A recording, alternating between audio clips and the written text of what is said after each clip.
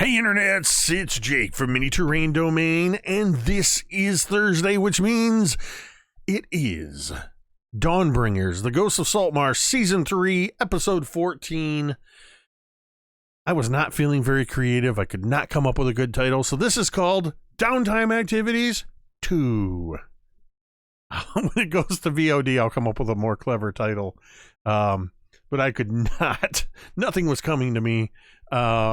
So that's what it is. Downtime Activities, Part 2. But yeah, we are back after, it's been, 2 weeks, I think. Our last episode was All Gallows Eve, our Halloween special. And as you can tell, we are in a situation where Griveth has been turned into a ghostly mist. Griveth is the ghost of Saltmarsh this week.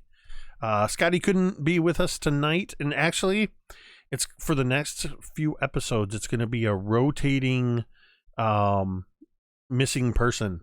For one of you, and I think it might be Ted, I think is the only one that's going to be here for every session. Yep, I'll be here. Well, myself included. That'd be really weird if it was just Ted here. But I mean, the TED show could work. Aha, Nerdarchy takes over Mini Terrain Domain. But yeah, so for the next couple of weeks, we're gonna have a different person missing each session. Our last session of the season 3 part 1, I haven't really decided if I want to break it up and call it season 4 or not. But that's going to be on December 12th. And then on December 19th, we are going to have a very special episode this week on a special episode of Dawnbringers. It's actually going to be a sort of a behind the scenes. It's going to be Q&A. We're going to look into, we're going to take your questions in the audience, and we're going to look into just different things about how we came up with our characters, probably share some stories, favorite moments, just for a couple hours, just to give you a chance to just to be informal and give you a chance to talk with us, ask your questions. And I'll probably set something up on the Twitter and the Mini Terrain Domain page to start collecting questions in advance as well. So we're looking forward to that. And then that's going to be our break for a few weeks for the Christmas and New Year holiday. And then we're going to be returning in the second week of January. So, in the meantime, actually, I'm hoping to roll out when we come back in January to have a couple of not major, but minor updates to the production. You give me a couple weeks, I might actually tinker around with the overlay, and who knows what I'll do when I have free time. But I do have some things I want to do that I've been wanting to do behind the scenes, and I'll have some time for that. So we're going to get started in just a moment. I do want to hit a couple of our key announcements right at the beginning here. First of all is Jasper's Game Day. We talk about it all the time on the channel. It's because it's an important organization that we are happy to be partnered with. You can see in the chat, Fellowship of the Tables has typed !Jasper, which you can do at any point to bring up that link that will allow you to directly donate to Jasper's Game Day.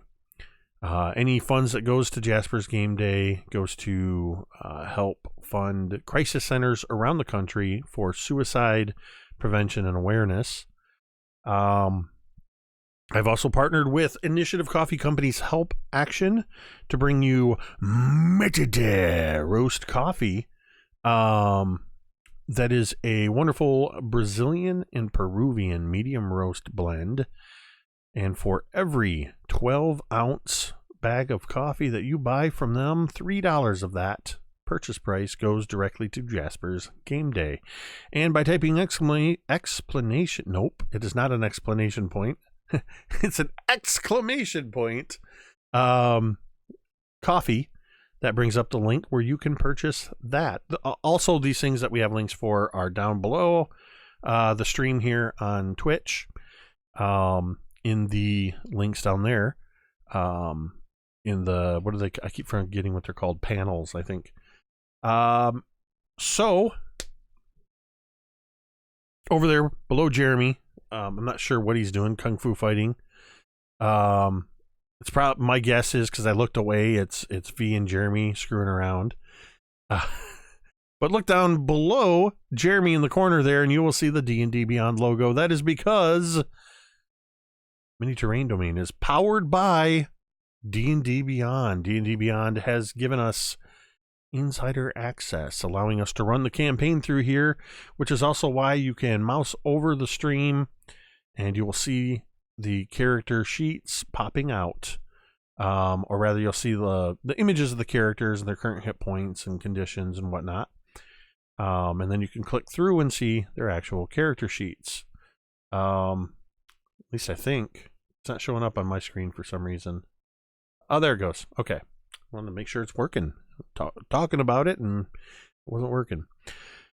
Let's see. So if you look up above my head, you will see a bunch of dice in the number 100, which, thanks to Spike for resubscribing, that means you guys are actually currently at 106 domain dice.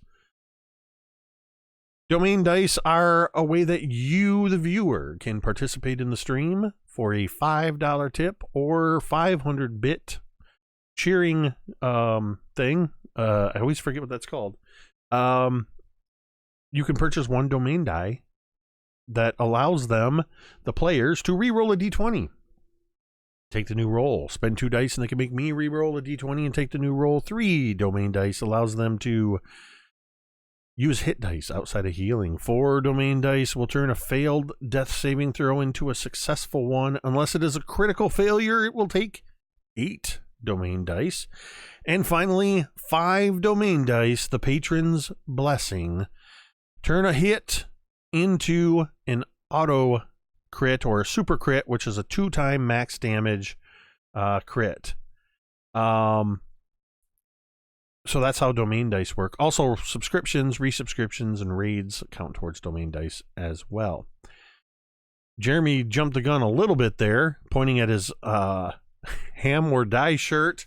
Or you can see this Mini Terrain Domain Castle Shield and Cross Tools logo shirt, along with many other wonderful designs by typing merch, exclamation point merch, in the chat. And that will take you to a link to the new Mini Terrain Domain merchandise store where you can get all of these shirts and more to add to your collection of awesome t-shirts and show your Dawnbringers and Mini Terrain Domain love. All right, the last announcement that I have is, of course, probably the most important one. We want you to know that you matter. Whether you think so or not, somebody out there believes that you matter, and we believe that you matter. But if you are struggling with this and you need somebody to talk to at any point during this stream, you can type exclamation point help in the chat, and some helpful numbers will show up that we really encourage you to use if you need somebody to talk to. First and foremost is in the United States, the National Suicide Hotline, where trained professionals are waiting to talk to you at 1-800-273-TALK. That's 1-800-273-8255. Or you can text 741-741. In Canada, you can text the word connect for English or parler for French to 686-868, or you can call the 24/7 toll-free number 1-833-456-4566, and that is available in French or English. So again, we really encourage you to use those resources if you need them. All right, with that, let's play some Dungeons and Dragons. The Dawnbringers have been in Saltmarsh for quite some time and have been making a bit of a name for themselves, though in some people's eyes their name may not shine as brightly as it has previously. You have managed to eliminate slavers and a smuggling operation. 4 miles outside of town, the smugglers and slavers' former base of operations is currently serving as a home for some former slaves, now refugees, that you have rescued, and they are currently in the process of going through and cleaning up that house and making it into a base of operations for you.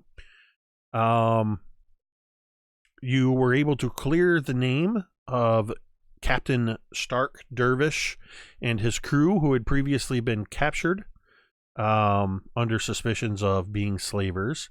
The 25 dwarves that you brought over from Blazingdell, along with Manistrad Copperlocks, were held for a few days in quarantine under supposedly the suspicion of carrying disease. There were obviously other forces that were at work trying to keep these dwarves out of town and trying to make Captain Dervish take the fall for the slaving operation. During that mission, you did briefly get some assistance from a mysterious man of the waters known as Drown, who was instrumental in helping you defeat Sanabale and his shoreside crew. And then when the Sea Ghost and her crew and the rest of the slaves escaped, or rather the Sea Ghost and the crew escaped with the rest of the slaves, Drown without hesitation dove into the water in pursuit. You returned to town, and you did find, of course, that Dervish and crew were about to be hung, but you were able to clear the air, get everything figured out, and this is kind of where we are now. It's later that day. The crowd has quickly dispersed when it was determined that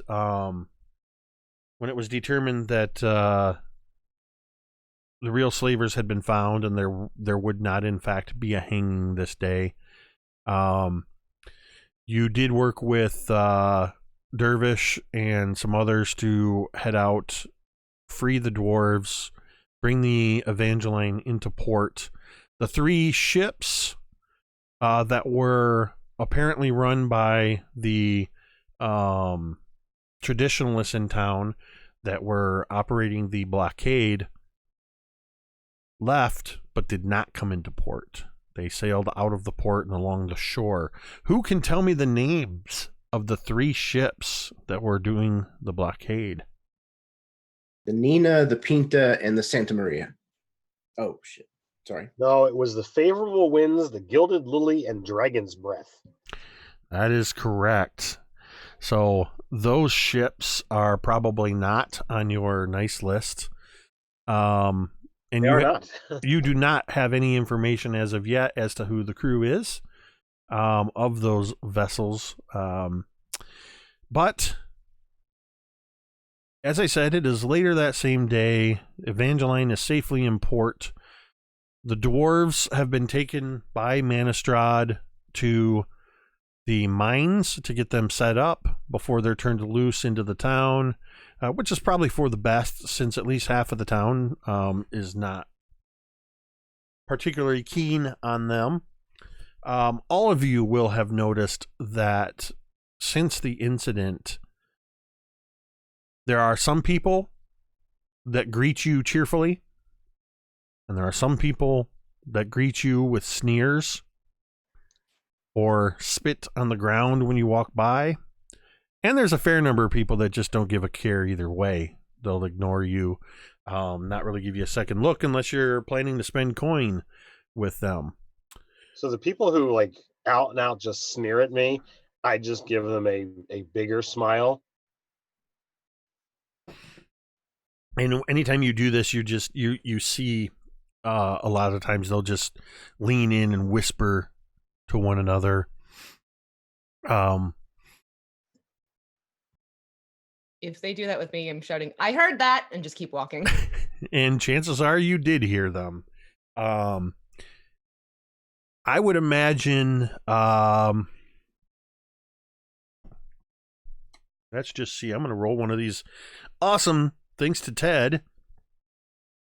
Unique. Okay, the green screen's messing with it, but the Dawnbringers die D6. And okay. So as you're kind of lingering around the docks after the Evangeline's in port, the dwarves have sort of left with Manistrad. Cantriel, you do hear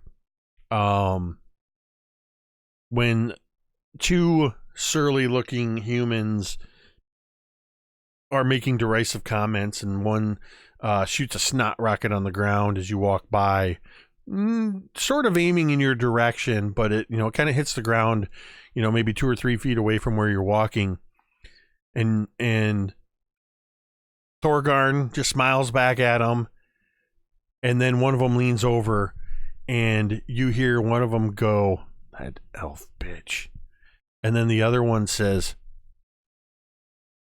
"She's the kind they should make elf pudding from." Oh, no. No, no, no.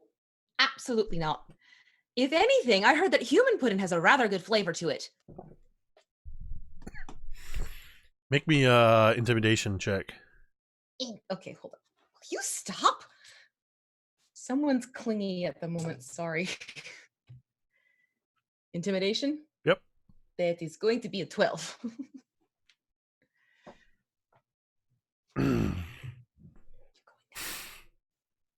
They do not seem to be bothered by you snapping back at them. So at this point, Griveth has just said, basically he tells you all that things seem to be under control for the time being. He wants to ask around, see if he can find any news of what's going on around the town, possible leads on jobs. And so he wants to, and he does want to stop by the House of the Open Soul as well. So Griveth heads off. And there's that loose end taken care of for this session. But the 4 of you are now free to explore the port town of Saltmarsh. What would you like to do? Castrate the 2 people who just walked by. So, breaking the law. Let me look that up. Kidding. That might be under carousing. That might be under causing trouble. Maybe we could put it under pit fighting. Well, I could just put them in my little hut so no one would know. So, and for the benefit of people watching at home, as you can tell by the title of this episode, Downtime Activities 2, the players are going to be doing some downtime activities. It could be part shopping. It could be interacting with people, gathering information, doing research. And to some degree, I'll be referencing rules in Xanathar's guide to everything. And Saltmarsh actually has their own downtime activity section as well. But I have a general idea of what the characters want to do, but we're going to just kind of turn you guys loose, and I'll determine based on specifically what you're trying to do and where you're going, how we're going to roll these things up. It'll be a little different than the last time we did downtime activities.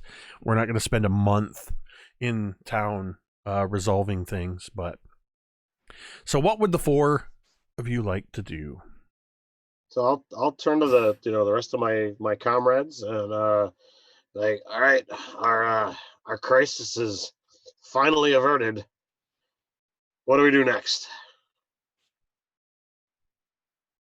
I have think they need- some. Oh, sorry. Go ahead. Oh no, go ahead.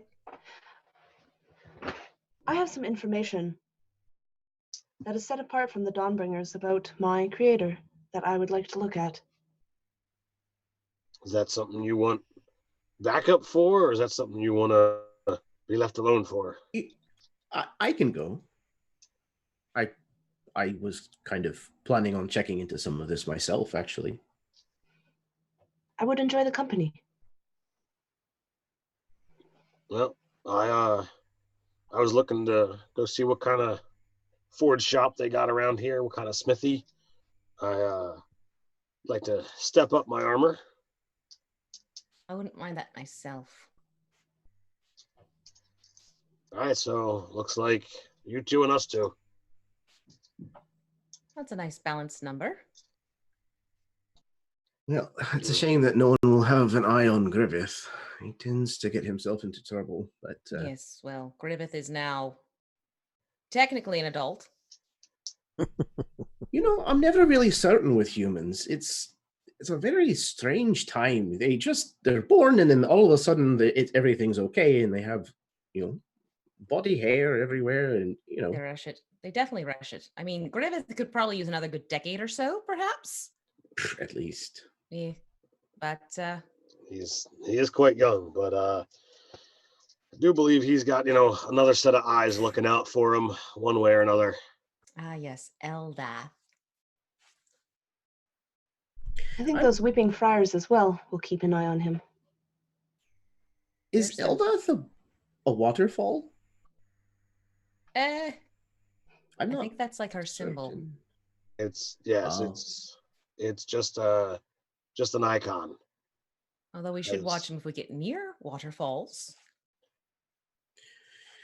Oh, it's all over my head.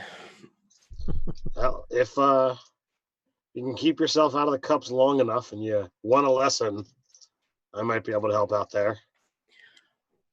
Church or ale? Ale. Ale. Wow. We actually agree on something. We'll have to drink ale later. There you go. Right, so we'll meet back maybe with her goat. Sounds like a plan. All right. Well, be careful. Some of these people are Rude. I don't trust them. Not at all. I don't think any of them are daft enough to try anything.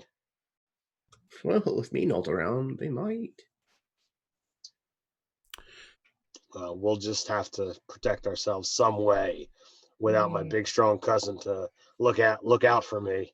Yes, whatever shall we do, us poor damsels in distress, who've never slayed a dragon without any of your help. She called you a damsel, Thorgarn. Yeah, it's this beautiful hair. It's quite luscious. I was going to say luxurious. Oh, thank you. Luxurious. Try and combine the words together. I'm a barbarian, Cantriel. Come on now. He does it drunk. He does it sober. What does it matter? Drunk is better. Come on, Fig. We've got things to do.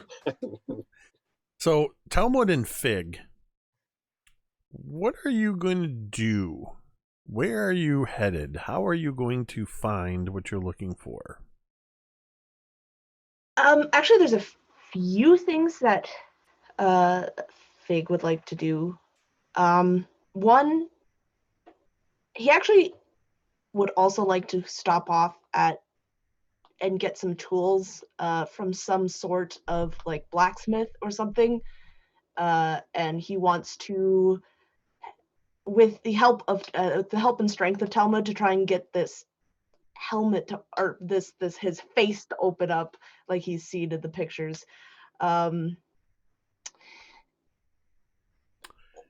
But for now, Well, I think. Well, I was going to say, this is going to be one of those real life awkward moments where the four of you, your two groups, say goodbye, we'll see you later, and then you all realize the blacksmith is just around the corner. And you're all like, all right, we'll see you later, and you all kind of start heading towards the same place. Because where you guys are in town, I was just checking the location of the blacksmith, and it's literally right around the corner. Are we at that point in our relationship where we're kind of attached at the hip? No. He kind of looks to Fig like, tell her. It's just where we tell her. You need smithing tools. I'm a smith. Fig's. I don't know what Fig wants. I am attempting. I am not sure if a blacksmith will have the necessary size of tools, but I am hoping to open up my face. I'm sorry, what? I had the same reaction. Huh? Why are you trying to open up your face, reaction. Fig? Fig would take out like the schematic that he had found, and also the similar schematic in his little book that he has. You see here, it is quite faded, but I believe that there is something located within my self. I have never been able to unlock the finer inner parts of my body. So I don't think you're looking for a smith. I don't mean to, especially following and worshiping Morden and all. I don't think you're looking for a smith. I think you need to look for a tinkerer. That's far more delicate work than a hammer and awl type of situation. Because smiths they take metal and beat on it until it goes into the right shape. Do you want them beating your face in? I don't think their muscles. I offered to do it for Fig, but he turned me down. I don't think you want Talmud beating on your face. Tinkerer. That does sound more delicate. Just saying. You are right. That is a better idea. You're not Talmud? Someone says I'm right. Well, Wonders never cease. So, Fig and Talmud, are you going to head somewhere else then, or are you still going to check out the blacksmith shop? I think Fig would want to head towards the Tinkerer if it's closer, or depending on what Talmud wants to do, Fig would also want to ask around, see if there's any place of like academia or a guild of wizards or something along those lines. All right. Who would you just stop somebody on the street? Would you look for somebody in particular? The people you know in town right now, you know that Eleander Fireborn is actually about a 10-15 minute walk up at the jailhouse probably. Although there's a chance he could still be found in around the town, depending on the state of the gallows and what was going on with that. And there's some people that seem friendly to you. I think Fig would ask Talmud. I don't think Where do you Talmud think knows. I'm just kidding. Where do you think we should start?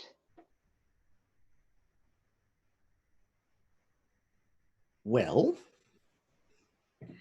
there's sometimes people who are very good at getting into places that aren't supposed to be gotten into. And a town this size, it should probably have a few of those individuals walking around. They're very deft with their hands, we'll say. The only downside is they usually work for a lot of coin. I am not sure if the place I want to get into is not allowed for me to get in there. Well, even if they weren't able to do it, I might know somebody who could. Do you? That sounds fantastic. No, not me. They. Oh. Whoever we find with the deft fingers. Fig would like look down at his fingers and just like you hear this like as he just like kind of moves them. Yeah, Talmud holds up his hand. These like stubby, like fingers that are almost as wide as they are long. Yes, I wouldn't be able to. Yes, it appears we are at a disadvantage with our phalanges. I don't know it. It's fine. Where would you feel more comfortable going, Fig? Where does your gut say that you belong? Both of you can give me perception checks.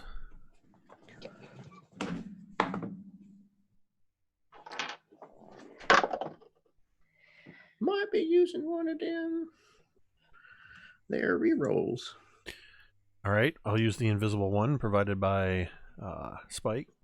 Yeah. I got a dirty 20. I wasted it. I'm sorry, Spike. That's a 9 total. Okay. Yeah, Talmud, you're just sort of putting this on Fig. Fig, just kind of from where you are, looking around, you see that let's see. There appears to be a well, this area smells very strongly of fish, but that whole town smells strongly of that. But just across the street on the port side, or rather on the shore side, is a large building that's actually several open stalls, and you can see a lot of people hard at work bringing in the hauls that are already coming in of fish, and people are hard at work processing the fish. Some of them are being packed in salt for shipping directly. Some of them are being cut into fillets. Some of them are being chopped up. But you see a lot of people working very deftly with fillet knives, and there's a few young kids running barefoot around with wooden wheelbarrows that one will run up into an area and they'll collect all of the fish guts and fish heads and stuff like that into a wheelbarrow and take them off elsewhere, where another kid will immediately run in with another empty wheelbarrow, and it's a pretty big operation going on. There is a couple of large houses scattered around the street here nearby. There is of course, the council hall up the street where you had met with the council. There also is very nearby another inn, not the Wicker Goat, a place called the Snapping Line that looks to be built from planks and hulls of several decommissioned fishing ships. There's several more buildings and shops further down the way, sort of heading up along the coast.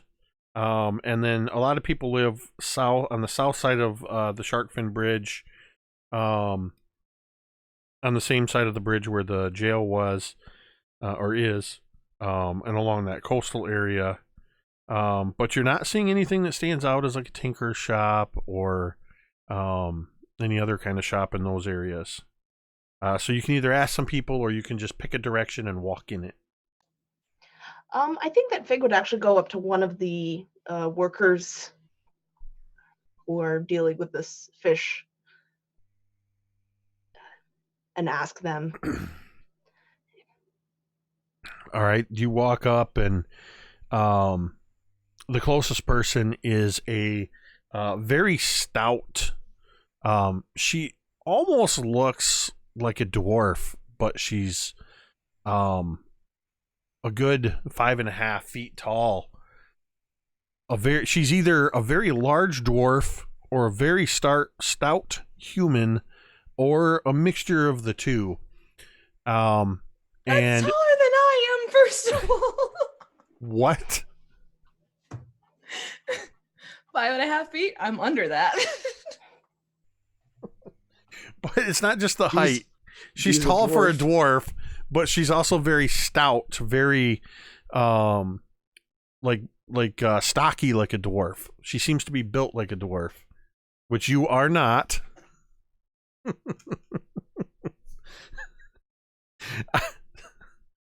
Yes, V, I basically just said that you look like a very tall dwarf. Oh, all right. I'll go for halfling. But she's got her sleeves are rolled up. She wears a thick apron, and she's just. And as you approach, she do you say anything to her to get her attention, or what do you do? Fig would carefully just kind of tap her on the shoulder. Excuse me. Yeah, what you want?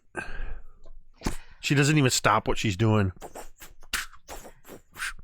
I was wondering if you could direct me to a few locations. One, I'm looking for a tinkerer, and two, I'm looking for a place of academia. Tinkerers and books, eh? Well, if it's books you're looking for, that's going to be Oleander Fireborn. Folks say he's got the largest library of anybody in this town, in this entire region. If there's anything to be found in a book, you're going to find it probably at Oleander's place. As for tinkerers, I'm not exactly sure what you're looking for. There's the armor over there across the street on the corner. There's a blacksmith up along the coast. Or, excuse me, there's a carpenter's guild up across the coast. At the mine, they do all their own blacksmith work and building of their various things that they need. Well, because I guess that's what dwarves do. Hammer and anvil, shovel and pick and all. But I'm not really, to be perfectly honest, I don't know what a tinker is. Is there anyone around who does the kind of work that Coin usually passes under the table for? Well, that depends on what it is you're looking for. Are you looking for substances that alter the mind? Are you looking for somebody that can get you into tight spots? Are you looking for somebody that's willing to do you certain physical favors? Someone who's good with locks. Not like Lake's locks, but like... Oh, we've got... with a key?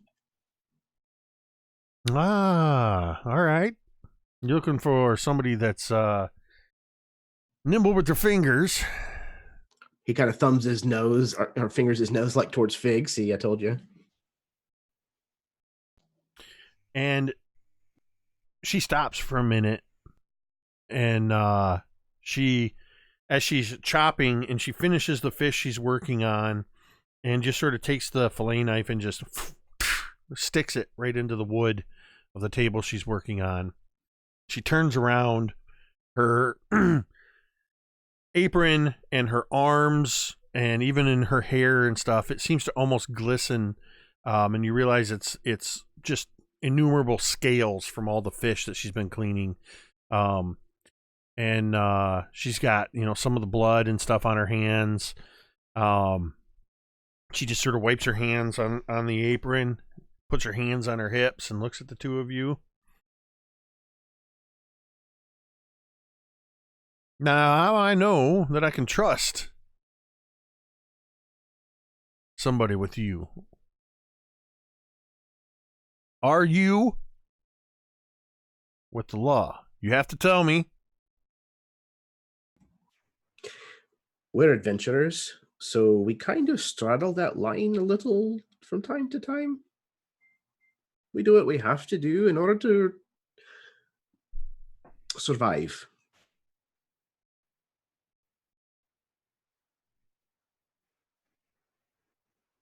She looks at the two of you, and then she kind of looks back at you, Fig, for a second, like, looks you up, down. All right. And she gives a sharp whistle.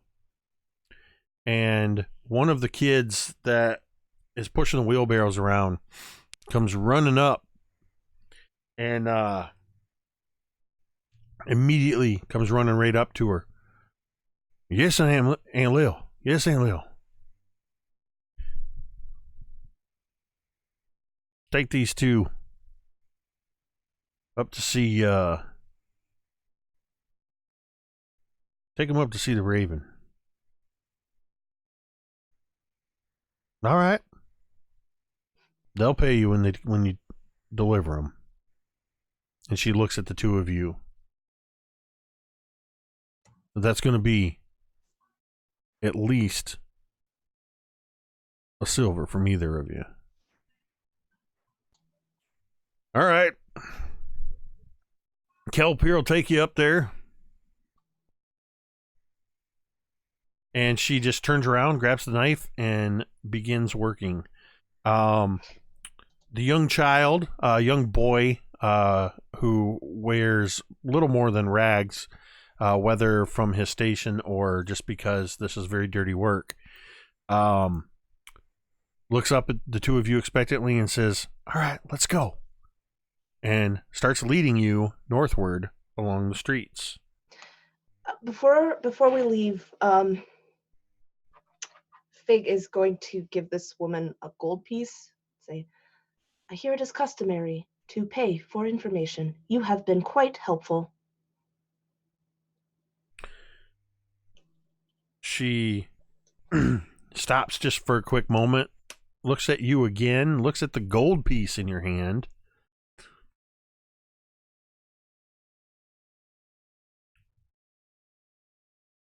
Name's Aunt Lil. And if you're looking for information about Saltmarsh, you're going to keep paying like that. And she sort of reaches out and just sort of almost passes her hand over yours, and the gold coin is gone. You see Aunt Lil?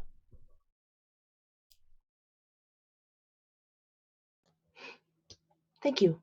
And then, Fig would go and follow the girl. Did I specify if it was a boy or a girl? I guess it's a girl. If that's what you saw. Sorry, I don't know why I don't think I specified. I just said child. Oh, whoops. Okay, I just assumed. Oh. I thought you said, "Come here, boy." Oh, maybe I did. Oh. All right. Well, the child. With all the grime, it's hard to tell if it's a boy or a girl. You just know that their name is Kelp. Leads you off. Meanwhile, Cantriel and Thorgarn, after the others, head across the street towards the fishing plant. Are you heading into the blacksmithy? Indeed. You see from the wooden sign hanging outside in front of the place that it is called the Dwarven Anvil. The sign across the top reads in common, the Dwarven Anvil, and then Dwarvish script along the bottom also says the name of the place. You think they're Dwarven? You can definitely tell that from inside the place that it has a Dwarven aesthetic throughout. I'd lean over to Thorgarn and we could have some fun with this, and I could just start speaking in Dwarvish. Oh, that sounds like a great idea. I'll really throw him for a loop. Or, better yet, you start speaking in Dwarvish and I jump in.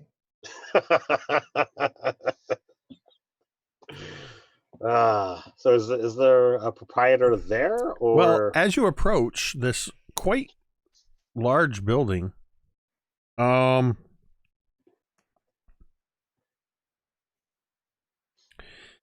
the sound of bustling workers, you hear, of course, the telltale sound of a hammer striking a forge, and you see people moving around quickly, making various things. You do not see a dwarf in sight. All of the smiths in here appear to be human.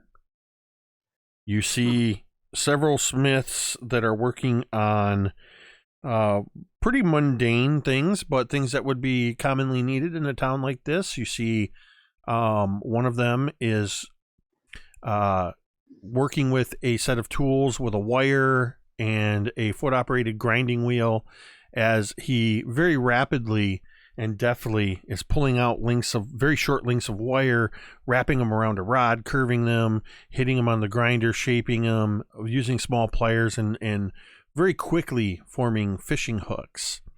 Another one is making nails. Some are making hooks. You see that there are harpoons, knives, fishing weights, and pretty much anything associated with the fishing industry of this town that they are hard at work making. You see that, like I said, the place is quite bustling. Besides that, I would like both of you to make perception checks. What are we attempting to perceive? Is this like, am I looking at their work? Am I looking at something else? You roll your dice, and I'll tell you what you're looking for. Ugh, yeah. This is something the dwarves never do good on. But, 22. I got a 6. As you're heading in to the shop, around the door, and kind of the way just the stacks of everything are, you have to kind of work through it a little bit. And Thorgarn, you don't notice this, but Cantriel, you do, and you stop Thorgarn before he knocks over long neglected candles. A dwarven anvil is dusty in this corner, and there are symbols on a very faded and underused what looks like it's a can't think of the word, shroud, I guess, with a symbol of Moradin on it. You were just basically looking the other way, Thorgarn. You almost missed it. With Cantriel drawing your attention to it, though, you would see it. This I would be like, basically like standing there agape, agog, like nothing but like sounds would come out. There were no intelligible words of like, all right, you got an anvil, there's a cloth, there's candles. I'm guessing this is good for you.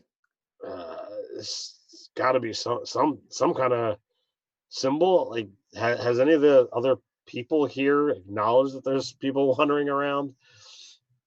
I'm kind of ignoring them, but I'm, as you guys have just come in, nobody has. Everybody looks to be quite busy.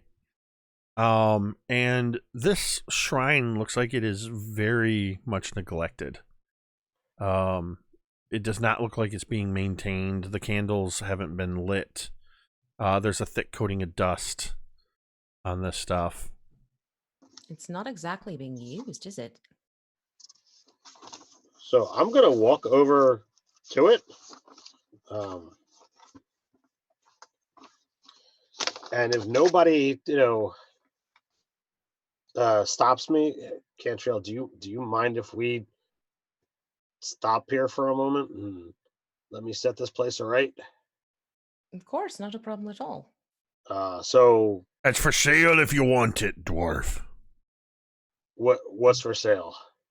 You hear that voice come at you, and turning around, you would see that there is a dark-skinned human man, about 6 foot tall.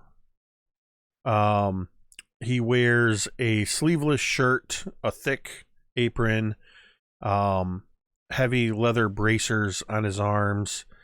His arms are very muscular from swinging hammers all day. He has a thick black beard and a bald head.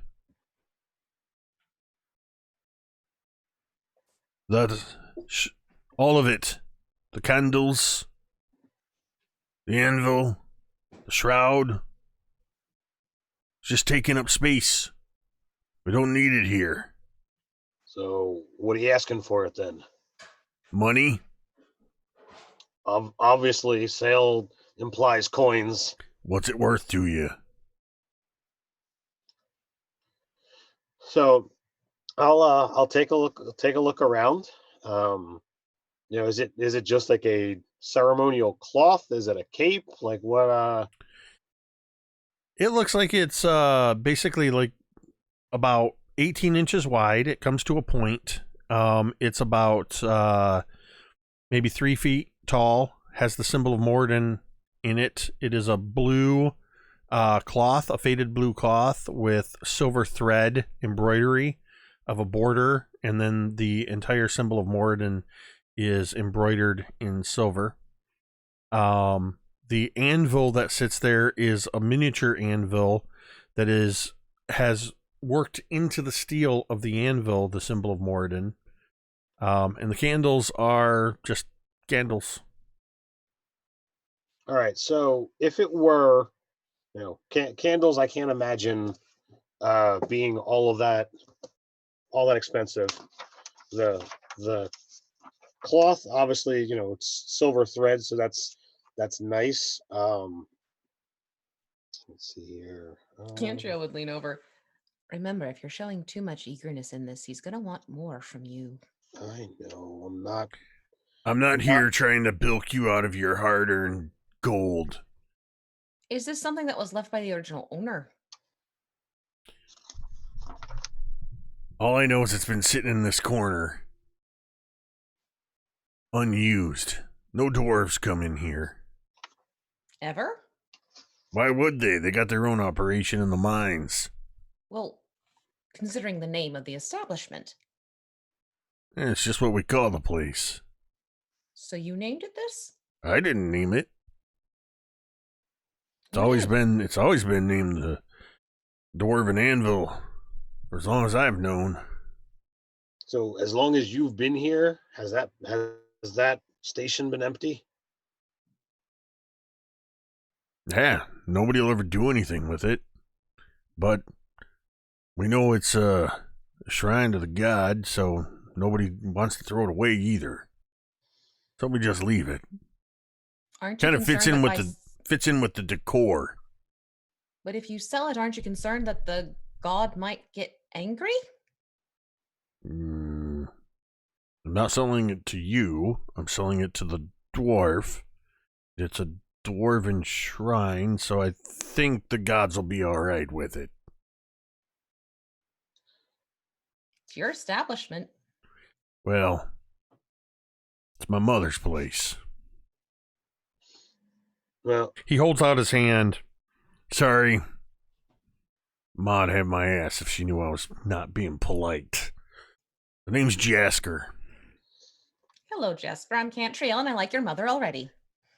well, Jasker, I'm Thorgarn. Well, I will Look. see that this is treated with proper respect.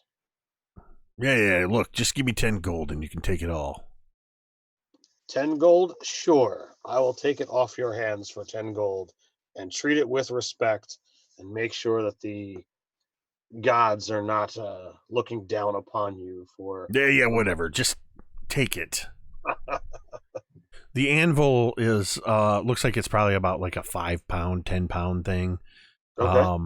It's like I said, it's a miniature anvil. It's more symbolic than anything. I mean, it is made of steel. So I don't suppose you came in here with the purpose of buying up old reliquaries. It wasn't the intention. I was looking to contract some armor, but it doesn't look like you do armor here. Well, it's not a lot of call for armor on fishing boats these days. But I mean, we're a smithy. We do all kinds of stuff. If it's metal you need working with, it's metal that we can work with. Now, most of these guys here, Well, you can see what they're working on. Fishing supplies, harpoons, nails, hooks, whatnot. But myself and, well, Ma, we've got some of the old skills. Well, you can see, I'm wearing armor. I'm looking for something with a little bit more coverage. And I don't mean to insult your craft or your trade, but is it something you're practiced with? I know that forging a suit of armor takes a hefty amount of time and skill.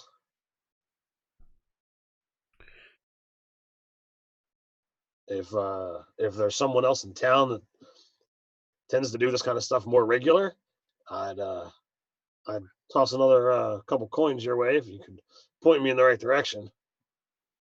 So let me get this straight. You've come into my blacksmithy, and you're asking me to point you to another blacksmith that might be better. You're Do saying I you're have a that right? blacksmith.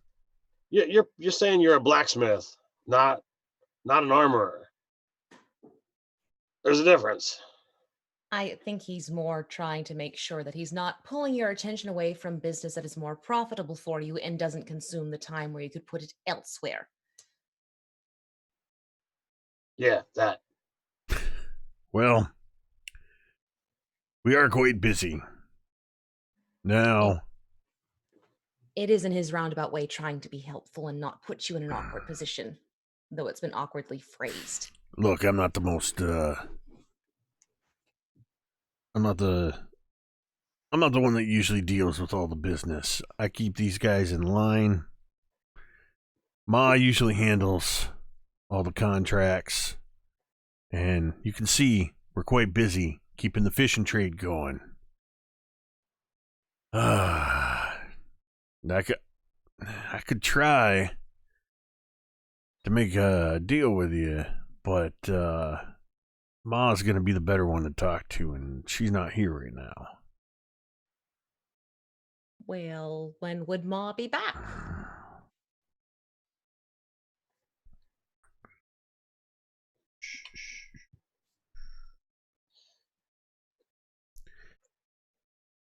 Said later today, tomorrow. Would she also be the one to be able to say who it was that had set up that shrine? No. I've been swinging a hammer since I was just a wee boy. And that was 25 years ago. Maud had this place for longer than that, so chances are she's going to have a better answer than I do. Look, I'll tell you what. Why don't you come back tomorrow morning? I'm almost positive Ma will be in first thing in the morning. She's been out for a couple days, so she's going to want to get in here and make sure I've been keeping the place running. You see me in the morning, and I'll introduce you, and you see what you deal with her. Sure. Works for me. I'm already looking forward to it.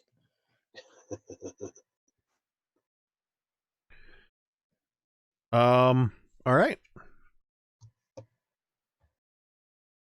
Are you gonna just head out of this place then? Yeah, I mean there was other things that I believe Cantriel wanted to do, and we might as well hang together and kill some time before we go back to the Wicker Goat. All right. Meanwhile, Talmud and Fig, Kelp is leading you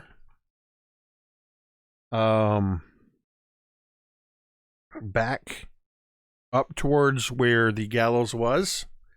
You can see that it's already been taken down. Along the way, if at all possible, Talmud wants to kind of have an aside with Fig as they're walking or whatever's fine. Sure. You got, it looks like you're going to be walking for about maybe 10 minutes. That should be perfect. So, Fig, we're hopefully going to be finding out some information about where you come from and who you are. But I was kind of wondering, are you afraid at all, or worried about what you might find out?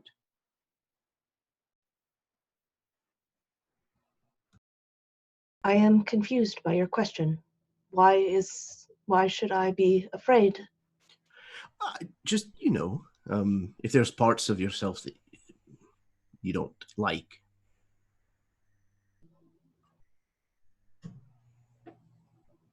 Would that bother you, or? I am not sure. My quest has not been about if I like or do not like. I have not had a chance to think about that. I have been trying to find answers more than self-reflection. Well, of course. Well, if you do find anything that you're not happy with, it's okay. There's a lot of us who have things about ourselves that we're not pleased with. If there is something I do not like about myself, I can probably change it mechanically. Right, with the things. Okay, well, all right then. Why do you ask? Well, I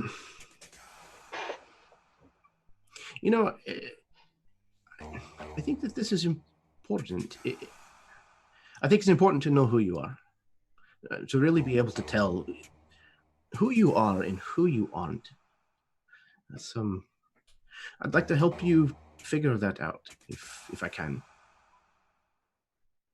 Thank you, Talmud. That is Yeah. very, very kind. It has been a lot of information very quickly for me. To spend so many years alone underwater and then suddenly be forced to interact with things I am not yet accustomed has taken some time to process.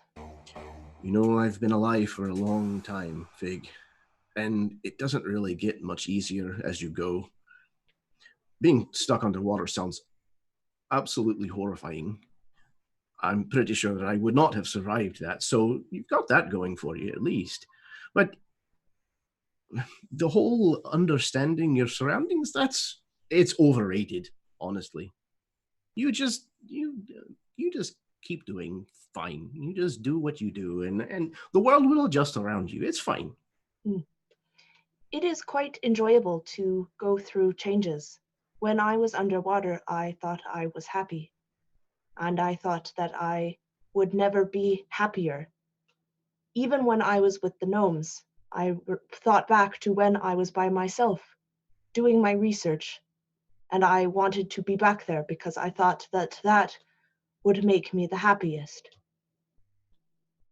But now that I have you, Trail, Thorgarn, and Griveth, that has changed. My happiness is here and has moved. That's very sweet of you to say, Fig. We all very much feel the same way. Even if Griveth is terrible at showing it, it's good to have you, honestly. And if you do need time alone, like I understand that. There's sometimes when I don't feel like I'm quite alone inside my own head. That must get very loud for you. Do you hear the voices also, or do you just change? I don't really hear the voices so much. You know, I used to be able to hear the voices and understand who they were, but now their thoughts are my thoughts. I'm not really sure how it all works. And truth be told, between you and I, it scares the nine hells out of me sometimes. Has this always been like this? What, with the ghosts and such? Yes. You know, it's always been a thing, aye, but it's gotten worse, to be truthful. I don't feel as much as though I can control it anymore. You know, I used to be able to, and I don't know what happened.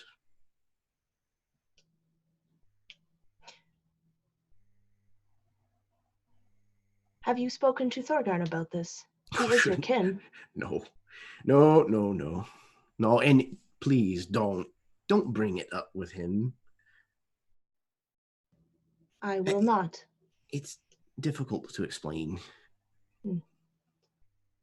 I would think that sharing information amongst similar species would be advantageous. I cannot do that. I am only me. But you can. You know, Fig, for not having been around for very long, sometimes you make too much damn sense.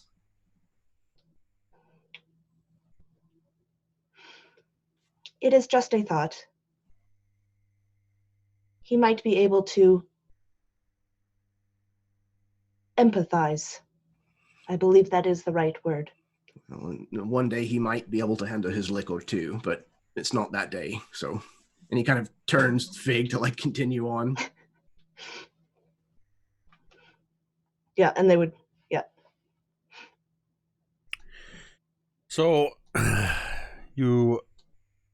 as your conversation is sort of winding down, you are being led across the Sharkfin Bridge. Again, you've crossed it a couple of times. It's the bridge on which there are shops and homes all along the length. Some of them that look like they have been there for quite a long time. As you cross the bridge, there's multicolored tarps drawn across. In some cases, it's laundry that's stringing across. Some of these shacks are built up what looks like 4 and 5 stories high. They look, in some cases, like they shouldn't be allowed by gravity to be in the way they are. Think the burrow in Harry Potter world, the home of the Weasleys.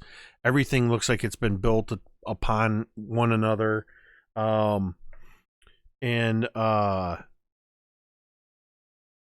The path down the center, the road is just big enough for 2 carts, so that 2 carts could pass by one another.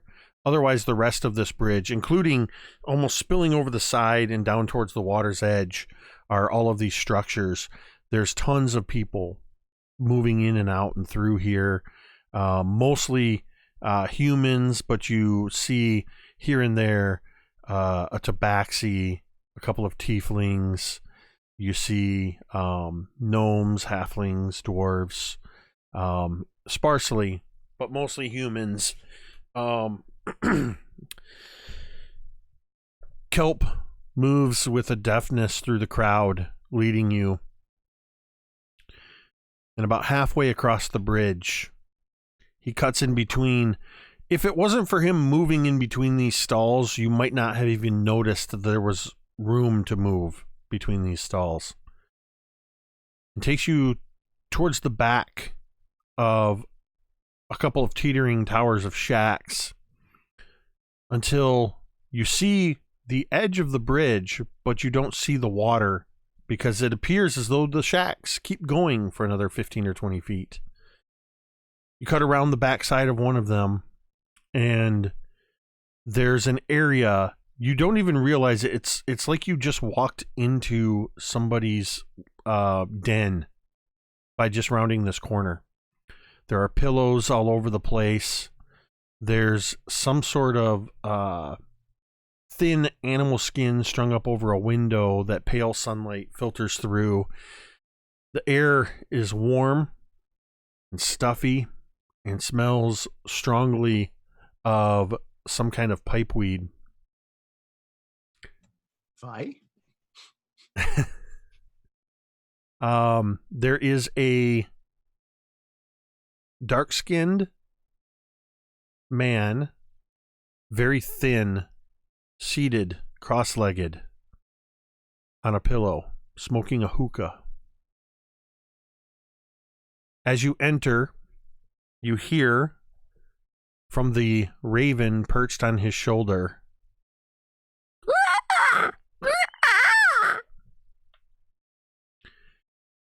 the raven looks at you, its eyes blinking. The thick black orb of its right eye, as it cocks its head to the side, takes in both of you, and you can just see yourself reflected in that glossy black eye, Fig. The iridescent green trim of your oilskin coat standing out, and the glowing blue of you and your hat rising up off your head. And then the raven turns its head to the other side and blinks, and you see that its left eye is milky white. The man seating takes a big draw on the hookah. You hear it bubbling. He exhales out of the sides of his mouth, and the raven sort of leans in, the raven itself drawing in some of the exhaled hookah smoke. The man whose eyes have been closed, after he exhales, he looks up at you. His left eye is dark brown, almost black, and his right eye is a milky blind eye. And that is where we're going to take a break. All right, so we've got the Dawnbringers running all over town trying to accomplish some things. Talmud and Fig are apparently meeting somebody called the Raven on the Sharkfin Bridge. Cantriel and Thorgarn have been told to come back to the dwarven anvil that appears to not be run by dwarves the next day, and they are heading out to see what else they can figure out around town. I want to acknowledge before we go on break, a huge thank you to our good friend Spike, who right before having to head out dropped 10 gift subscriptions into chat here. So I'm going to go ahead and read those off because the notifications were going crazy while Fig and Talmud were talking. Thanks to Spike, Erasmas, Clyde 338, Totally Not Luke's Father, I love that, Mike the Piper, Master the Game RPG, Beast Gamers 13, Wolves Dad, Stumpomatic, Eris Savad, and DM Insomnia have all received gift subscriptions to the channel. So thank you, Spike. We truly appreciate that. And that does mean that you are all at 115 domain dice. I've definitely got to work on upgrading those graphics. So we're going to go ahead and take a quick 10-minute break, and we will be back with more Dawnbringers.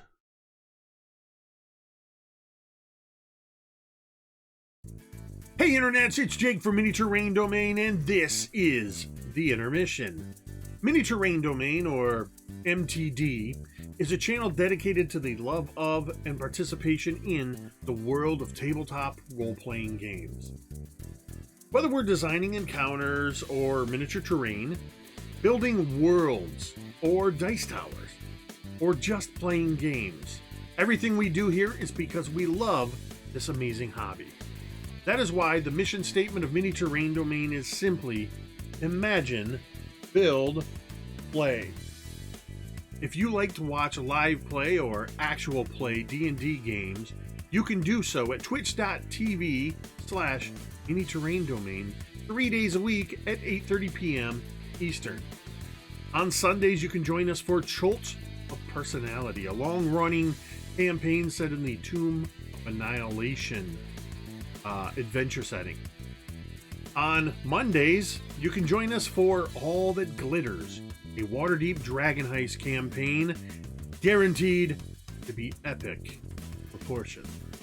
And every Thursday night, you can join us for Dawnbringers, the Forge of Fury. This is a series of mini campaigns going across the gamut of several well-known modules. Season 1, which is available on youtube.com/Mini Terrain Domain, took place in the Sunless Citadel, and Season 2 is currently taking place in the Forge of Fury. If you can't join us in the chat for our live shows, that's okay. You can usually catch the roleplay, or rather the replay, on YouTube just 2 days later. If you're a fan of what we do here and you'd like to support what we do, there are a variety of ways you can do this. First, simply follow the Twitch channel or hit the subscribe button on YouTube. Next, make sure you follow all of the participants of each game or show on their various social media platforms. To do this, if you're watching live with us on Twitch, you can simply type an exclamation point and that person's name into the Twitch chat, or on YouTube, you can look down below the information bar and all of their links can be found there. Finally, if you would like to provide monetary support, which flows right back into the production of the channel so we can continue making great content, you can join the growing list of patrons on Patreon. Additionally, you can also use Ko-Fi or Coffee to buy a coffee or two. I like coffee. But the absolute best way to support the channel is to follow and subscribe on Twitch and YouTube and join us in the chat. If you have an Amazon Prime account and you link it to your Twitch account, you can subscribe to one channel per month absolutely free. No matter what you decide to do, we are just happy to have you here. Thanks for watching and stay tuned for more great content in just a few moments. Remember, metadata!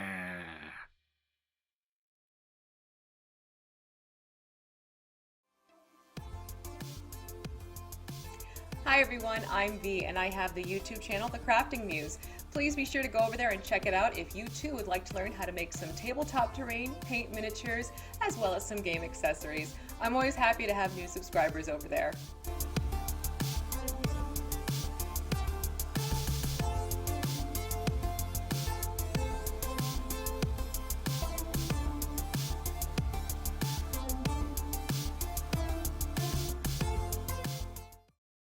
Learn the ways of the Game Master, the Dungeon Master, and delve into the minds of the players.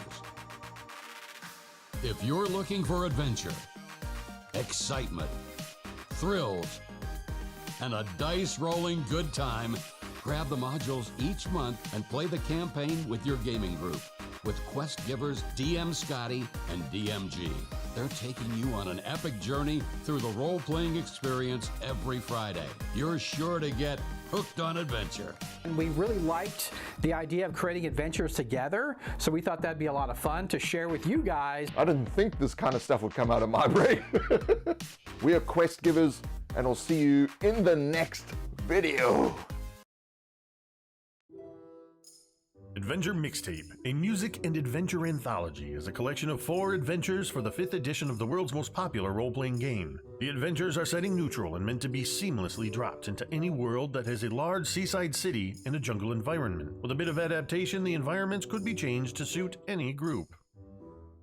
In Treaty of the Tiger King by Kelsey Dion of the Arcane Library, a distant king arrives at the city to negotiate the peaceful end of a war, but the mercenary guild has other insidious plans for him. Will the players be able to thwart assassination attempts against King Rami and help him negotiate circles of social intrigue in order to finally end the war? In Madness of the Majestic Menagerie by Ken Brees of Burling's Beard, the famous Majestic Menagerie draws hordes of visitors to the metropolis and cultural hub known since time immemorial as Splendor by the Sea. But now the gates of the famous zoo have been shut, and the grand opening of the new section has been jeopardized by a spate of mysterious accidents and, it's whispered, grievous injuries due to uncontrollable creatures. Mr. Majestic seeks to hire investigators and troubleshooters who can keep a low profile to iron out any problems before the impending grand opening becomes a complete disaster. Do you have what it takes to uncover what's driving the madness that's befallen the Majestic Menagerie? In The Infernal Collection by Sharong Biswas, when an influential fashion designer is found dead days before a major fashion show, heroes are called in to solve the mystery, prevent any further destruction, and help the fashion house prepare for the show. Gorillas in Their Midst by Jacob W. Norman of Mini Terrain Domain is a pulp action adventure wrought with perilous challenges and a high possibility of death. But what is adventure without danger? Of course, there is the lure of vast piles of unclaimed treasure and the accompanying fame that await those intrepid adventurers who would defy the odds and plunge into the heart of darkness. In this adventure, the characters will face raging river rapids, wicked waterfalls, poisonous plants, venomous vines, sinking sands, treacherous traps, and the vicious jungle demon itself, Awakane Gori. Grab your satchels, fedoras, and bullwhips. Adventure awaits. The Adventure mixtape also comes with 4 original songs inspired by and written for the heroic adventures herein. This collection of music and story is something unique. We had no better word for it than mixtape. If you ever received a cassette, CD, or digital playlist curated to take you on a memorable journey, then you'll recognize what you find inside this volume. Also included in the Adventure mixtape, courtesy of Kelsey Dion of the Arcane Library, are exclusive combat cards. Special cards that contain all of the items, monsters, and spellcasters found within these adventures to make running your adventure all the more easier. Adventure Mixtape, a music and adventure anthology, is available exclusively on drivethrurpg.com.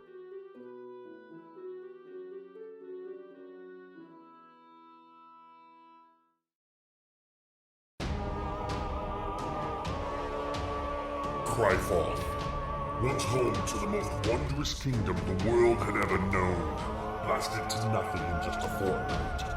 It is here that the fiends of hell walk among us.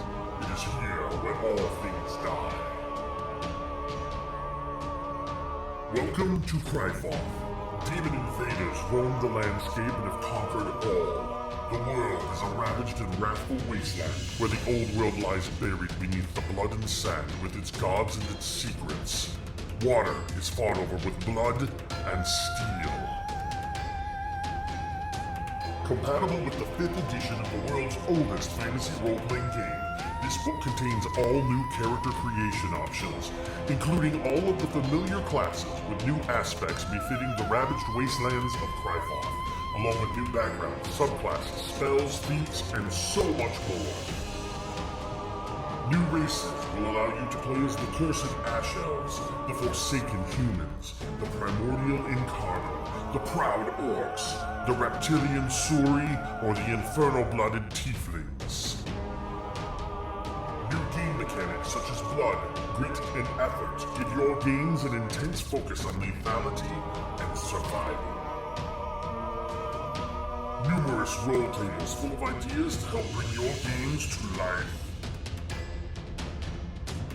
Featuring incredible thematic art by Brandish Gilhelm of Broodhammer Games, as well as Lloyd Collins. The people of Griveth are not heroes.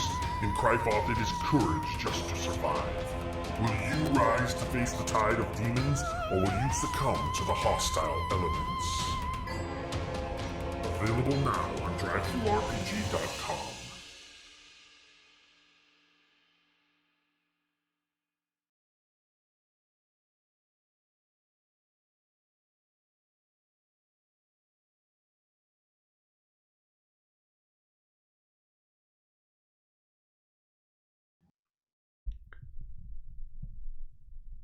And we're back. All right. So we left off at the break with Fig and Talmud being brought before the mysterious figure of the Raven. And so we're going to cut over to Cantriel and Thorgarn to see what they're up to. As the two of you leave the dwarven anvil, you hear a voice from your left. It's a woman's voice. She says, "If you are looking to find weapons and armor, the Dwarven Anvil is not the place I would recommend going. But I can tell you where you should go." And Cantriel, you notice her right away. Thorgarn, I imagine it takes you a moment before you kind of realize that somebody's talking to you guys, and you sort of, what you see, or rather who you see, is an almost violently red tiefling woman. Long black hair, so black that the light that shines off of it is blue. Her horns are red and curl up from her brow and come around and have frills, almost like spikes, but frills all along them. She wears a sleeveless, long, almost like a trench coat. Her undershirt and what in the heck? I'm completely lost what they're called. V, what are those things you wear at cons called? Corsets. Corset. The word girdle popped into my mind, and I'm like, that is not right. Girdles, corsets. Good darling. Lord, I couldn't think of the name corset. Everything that she wears, including her bracers, are trimmed in gold. The tips of her belt, the tips of the buckles on her boot, the buttons, everything is etched or trimmed in gold. She wears a gold cap on one of her horns. She wears several gold rings, has mysterious, almost fiendish symbols in the surface of the buttons and things like that. And she leans against one of the posts in front of the dwarven anvil as she says this to you. Now, everything about her just seems like she is just 100% out of place, right? Very much so. All right, Yeah. so why do you think that's not the right place? Where do you think we should go? And how on earth did I not see you before? As I understand it, you have been quite busy since you arrived in Saltmarsh.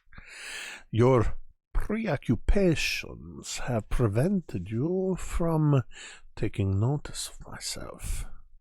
Plus, if I don't want to be seen, I am not seen. But that is neither here nor there. You ask how I know this is not the place to be? Aye.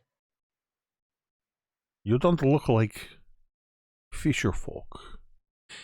You don't look like you need harpoons and hooks and nails and things to keep a fishing ship going, to catch fish.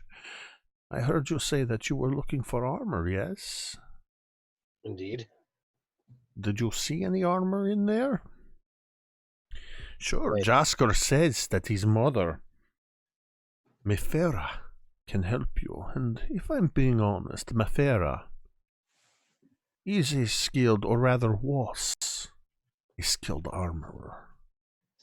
But you have a look about you.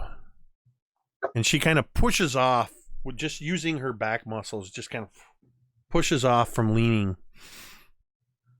and begins walking kind of in a, as if you were the pivot point. She walks in an arc about 8 feet away from you and seems to be sort of not even discreetly, just cocking her head as she's looking each of you up and down and sort of taking your measure.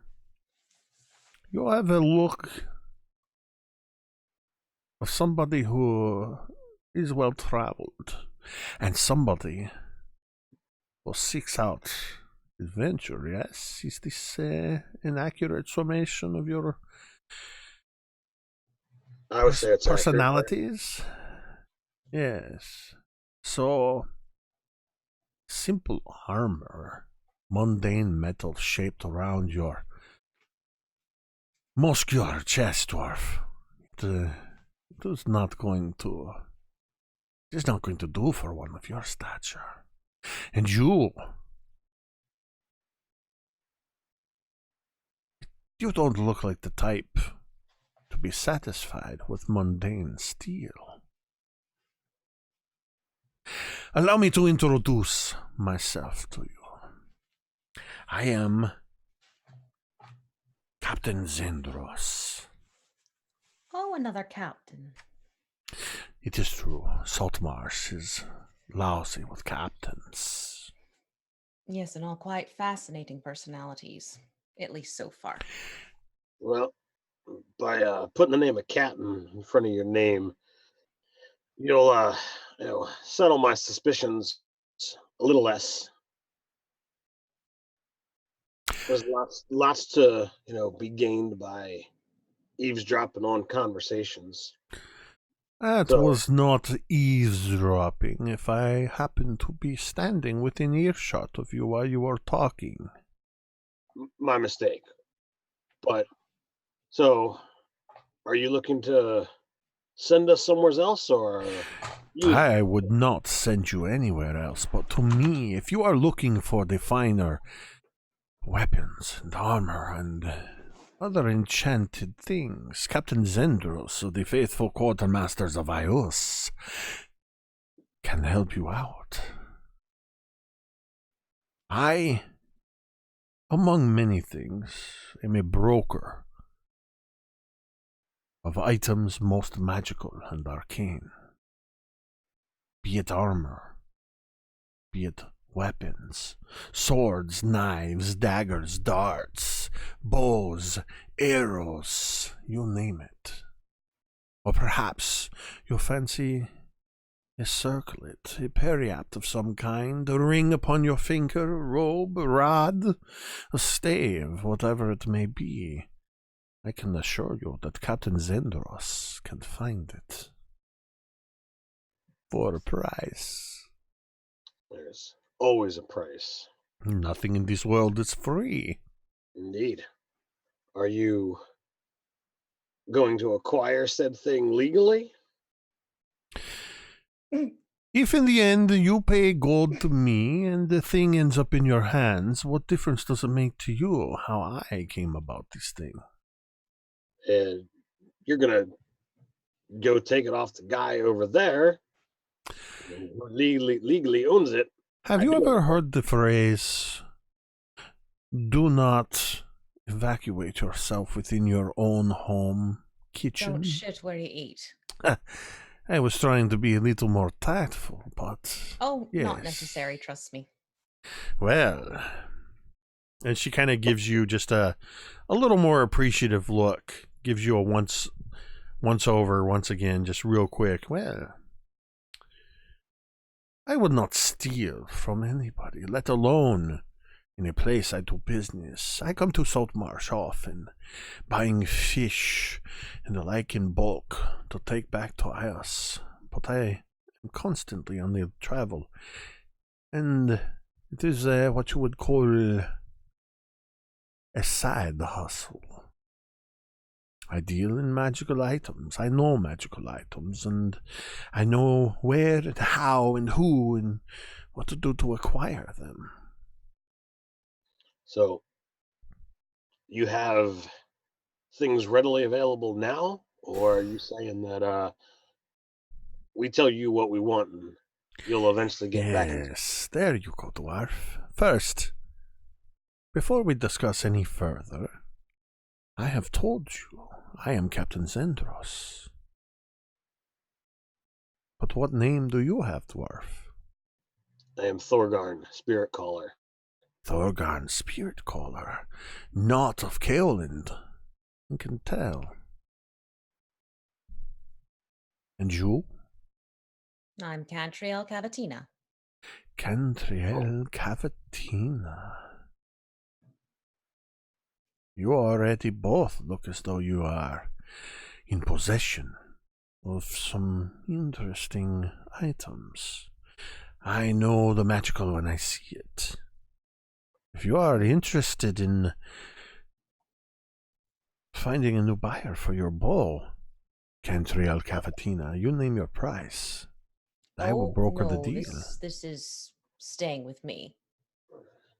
Oh, it's a bit close to you, yes. Okay. It's my mother. Well, okay. It's easier just to cut to the chase and let you know that this is not on the market at all. Very interesting. And you see her trying to sort of look around and look where the bow is slung, trying to get a better look at it. Oh, I'm like tucking it behind my back and making No, sure that's it's it. very much not. I assure you, as I said, I would never steal, let alone from somebody in a place where I might run into them again. But I will respect you and your mother. And you, dwarf, you have magic on you as well. I have a couple things, but one has got some significant sentimental value, and the other one's got some family history to it. So if it were to leave my hand, one pass it along to a fellow dwarf. Such is the way with magical items. We grow very close to them. But as I said, the offer still stands. If you are looking to offload, or your companions perhaps have magic they want to get rid of, you'll find Captain Zendros. Captain Zendros. If one should come across something that we don't need, how would we get in touch with you? I doubt you're always standing here against this post. No, I am not always standing here. You see, across the street there, where they work so diligently processing the fish. Aye. Every month, half of what they process goes into my ships, and I take it north to Ios. This is why I'm heading back and forth all the time. But I also maintain the place of business here in town. As I said, it is called the Faithful Quartermasters of Ios. It is across the Sharkfin Bridge. In fact, if you look just over there, around the side of the Garish Primewater mansion, and she points to the south to this large-looking mansion, which on the other side of is the harbor proper, where some of the ships are moored. Across the harbor there, you can just make out the building there with the red tiles. That is the Faithful Quartermasters of Ios. You can either find me there, or you can get word to me. But tell me, what is it specifically you are looking for? Cantriel, are you looking for anything specific? Well, I'm actually a little bit interested in the fact you said you can help get rid of some things. Is that correct? Well, I mean, I've already made it clear that I am a broker in magical items. So if you have something you want to sell... What about the items that don't seem to want to leave? Oh, did you find yourself with an item with a little bit of a curse? 2, actually. Oh, aren't you the unlucky one? So did not your mother the bow steer you correctly? Well, unfortunately, it seems that a cursed life is my life. These 2 objects just sort of landed in front of me, almost literally. What is it that you have? Might I see these items?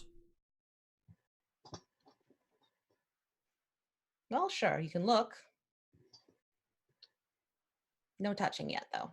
We're not on that interaction quite yet. Very well. I will continue to verbally interact.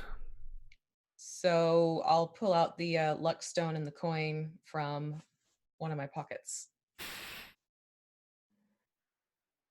She looks at the stone. Curious.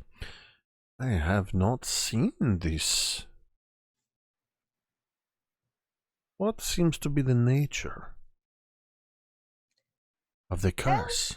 And what does this item do? Well, it seems to be one of those things where it gives you a little boost in one thing, but then you're sort of tapped afterwards. Ah, the classic. It takes a toll on you if you choose to use it. Yes. Does it compel you to use it against your will? It takes a lot to compel me, and I'm not easily convinced. I sense this about you. You are a strong-willed elf indeed, I can tell. Yeah, some say bitch is a quicker way of saying it. I would never say such a thing, not without knowing you better. Not to a potential client. The clientele has nothing to do with it. This item, it is if it is in fact a true curse, if you can find somebody who can use a magical means of removing curse, this should do the trick.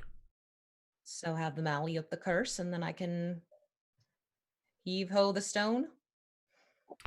Precisely. But if you are able to successfully remove the curse, and you still want to, as you say, heave-ho the stone, I will take it off your hands. What about maybe a bartering type of situation if I'm able to get this lovely little bit? I am always open to bartering. I happen to be looking for something as well. And if you can keep your eyes open for something that can help me, then even more of a deal can be struck for whatever it is you might be looking for. But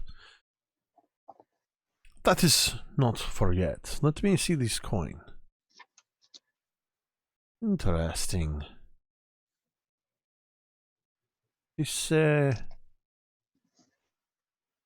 did you come upon this coin? Well, it more came upon me after someone passed something along to me. It sort of fell into my palm. I sense you mean that quite literally. I'm not exaggerating in this case. I took the bottle, and off the bottle it came into my hand. Would it surprise you if I told you I know exactly what this coin is? At this point, not as much. I have seen coins like this. What you possess is called the Copper Duchess. Why does that make me nervous?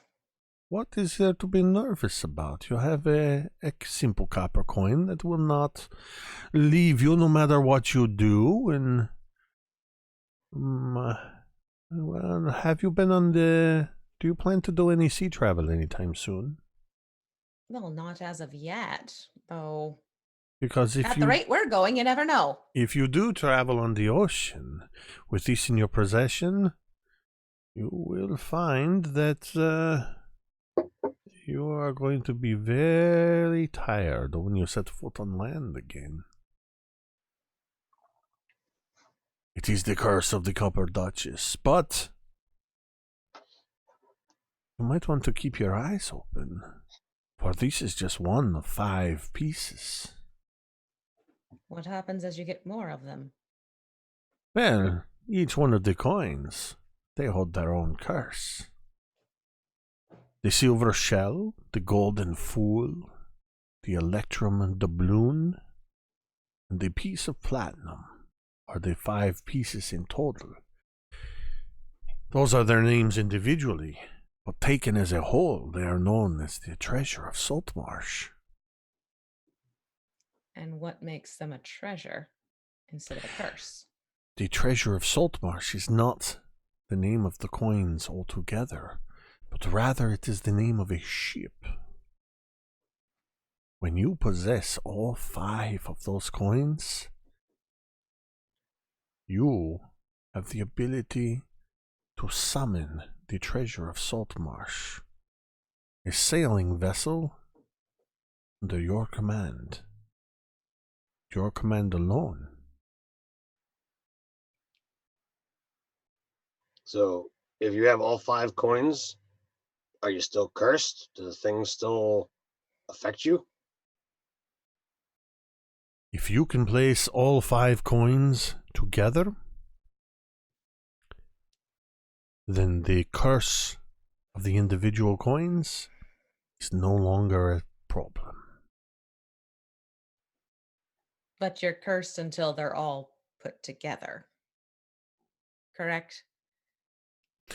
This is true. Unfortunately, even a remove curse will not remove this curse. Oh. As I understand it, something as simple, or rather as complicated, as a very powerful spell would be required. You might, unless you happen to find yourself in possession of a genie that can grant you a wish. I left my other lamp at home. These are minor curses. Keep your eyes out for the coins. It appears as though the Copper Duchess has found you. Perhaps you are destined to be the captain of the treasure of Saltmarsh.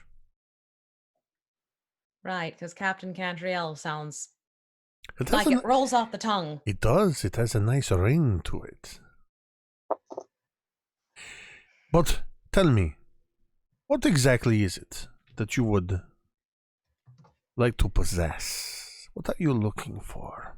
Well, if I'm going to be collecting all these lovely little curses, maybe something that can sort of boost my endurance. I'm not exactly the strongest creatures. Though my wit is, the physical form's a little bit more delicate. We've done a fair bit of fighting and wants a little bit more resolve in battle. You want something that is going to make you a bit more resilient, yes? That would be lovely. Yes, I know of something that could possibly... I will have to check with the quartermasters and check some of my sources.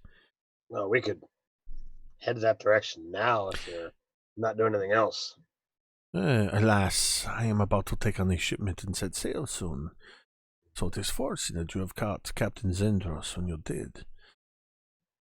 I tell you what, and what first, before I go making deals, Thorgarn it was. Yep. What is it you are looking for?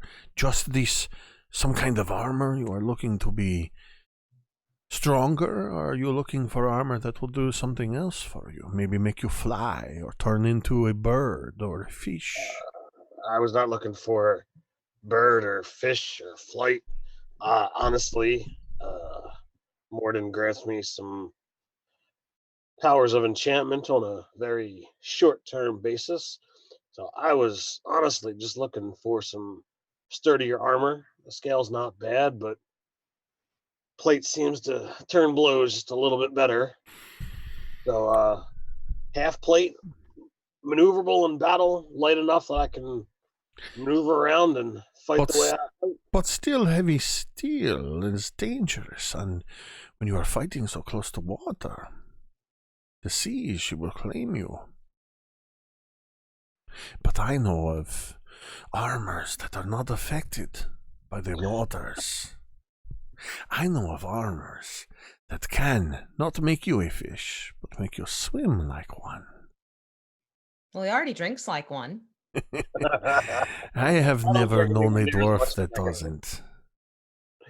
Well, Show me a sober dwarf, and I will show you the end of the world. hey, I'm sober. Ish. Out Then the of- world out of must be game. coming to an end. Out of game, what did we do with the Mariner's armor? Because didn't that give you a swim speed? Yeah, Mm-hmm. but that I believe was a studded Scale. leather or scale. The scale. It's exactly what I have. Right. But the fact that it's magical means my forge power wouldn't work on it.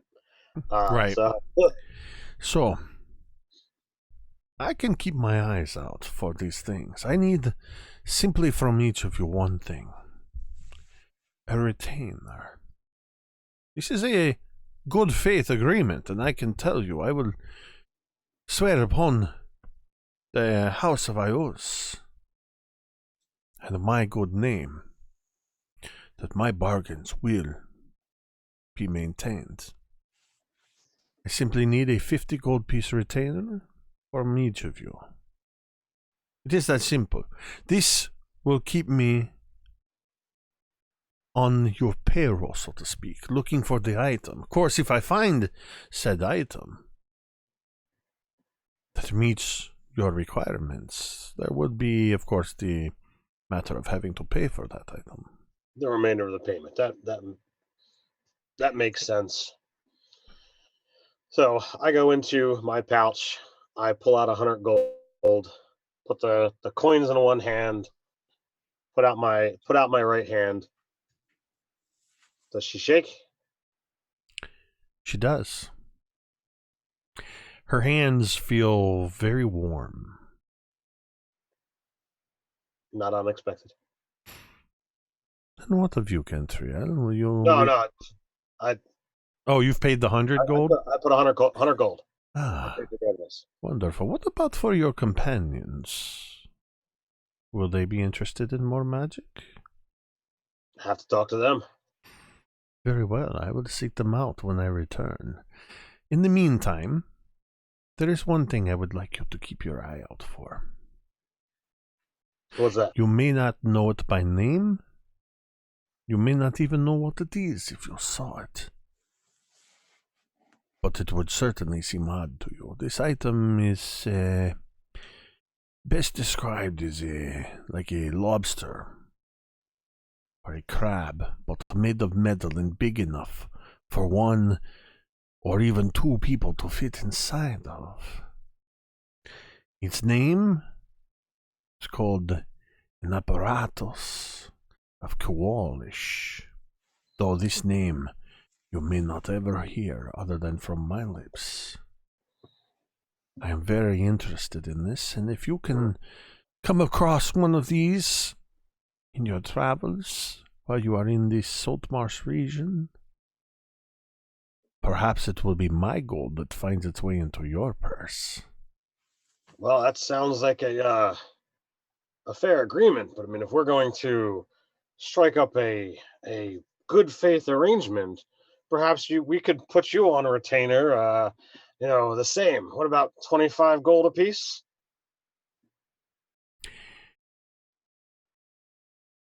You are not a broker of magical items. No, he's a dwarf. No, but we find things, and clearly we have already established ourselves as one who has traveled and already have found some. Where we have them, we clearly show them in our possession, where you're saying, potentially I might find something someday. I'll tell you what, make a persuasion check.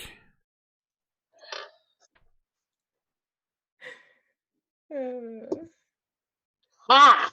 30-20. All right.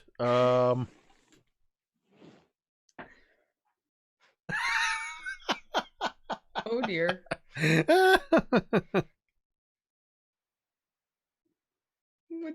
I Can can't you say see it's a that one. that natural The one. one?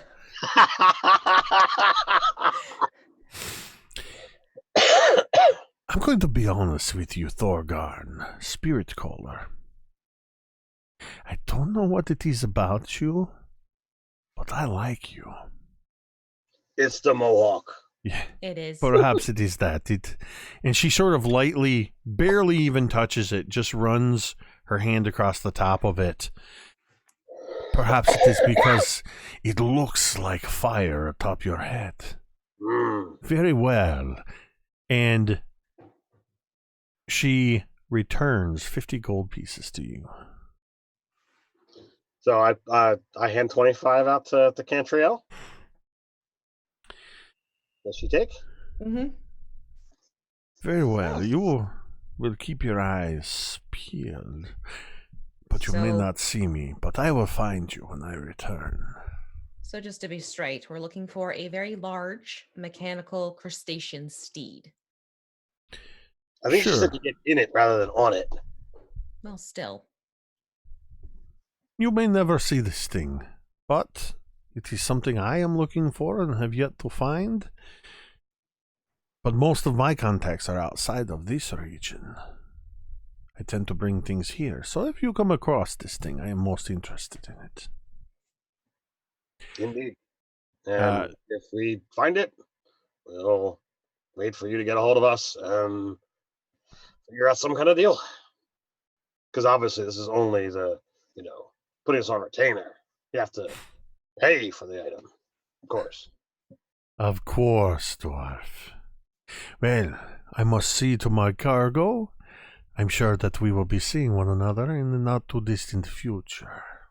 Swift winds and good luck to you then. And to you as well. And she tips a very deep bow, turns, and leaving a faint scent of cinnamon and brimstone behind, she disappears. We are going to cut over to the Sharkfin Bridge, back into the shack with the Raven looking at you with his one good eye and his one. The one time I glance over at the chat, which one of you was that? Did she crop dust them? Okay, you got me good with that one.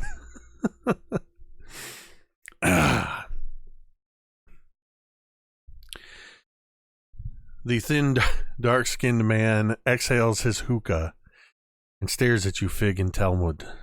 The raven cocks its head side to side. The man takes another long draw on his hookah. And the raven again inhales some of the hookah smoke. He hasn't said anything to you. He just sits there staring at you. Do either of you speak? Big, let's see. Hello, are you the one that they call the Raven?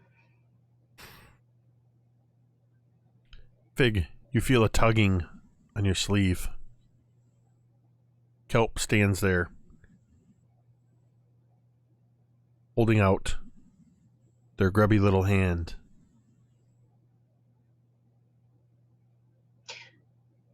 Yeah, Fig would give him a silver, 2 silver.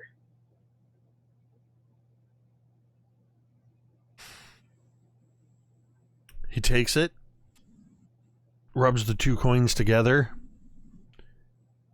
looks over at the figure with the raven on his shoulder, who very slightly nods, and Kelp disappears. Not like literally, he just takes off running. I said he disappeared and I went... No, he didn't magically disappear. He just took off running. He makes himself scarce. Out of the tent.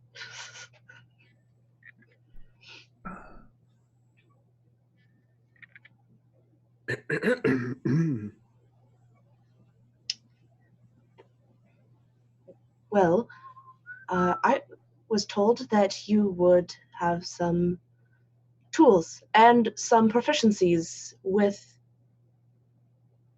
taking things apart that require a certain amount of finesse.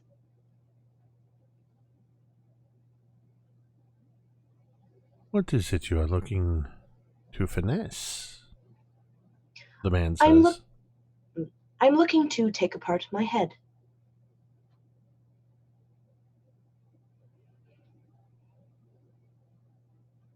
He stares unblinkingly at you for a moment. The raven cocks its head to the side and says, "Your head! Your head!"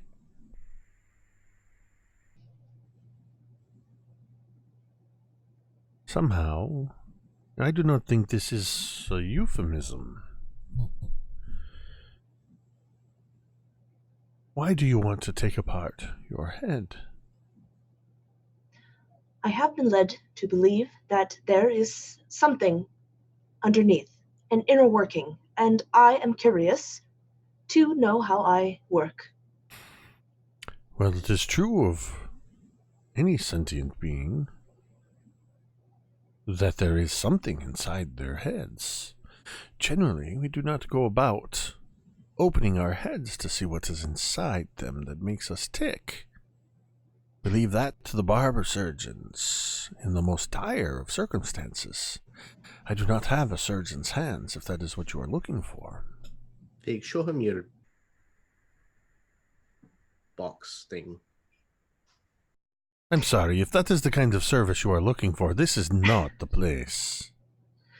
Fig would just extend himself and take out his little book that he has and shows the man the page that has been kind of worn and inked out a little bit of a very rough sketch of his head opening. It looks as though it is in fact supposed to, contrary to most humans. Well, it is very clear from the moment you came in here, you are not most nor human. And this is very curious. This is you? Yes, I can see it. It is so rare to be asked to get into a place and have a schematic of the very thing that I am trying to get into. You are serious. You want your head opened. Very much so, yes.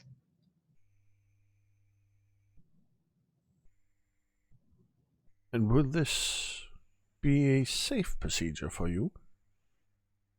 Oh, I am not sure at all. I believe that the odds of me dying from this procedure may be 60%. Are you serious, Fig?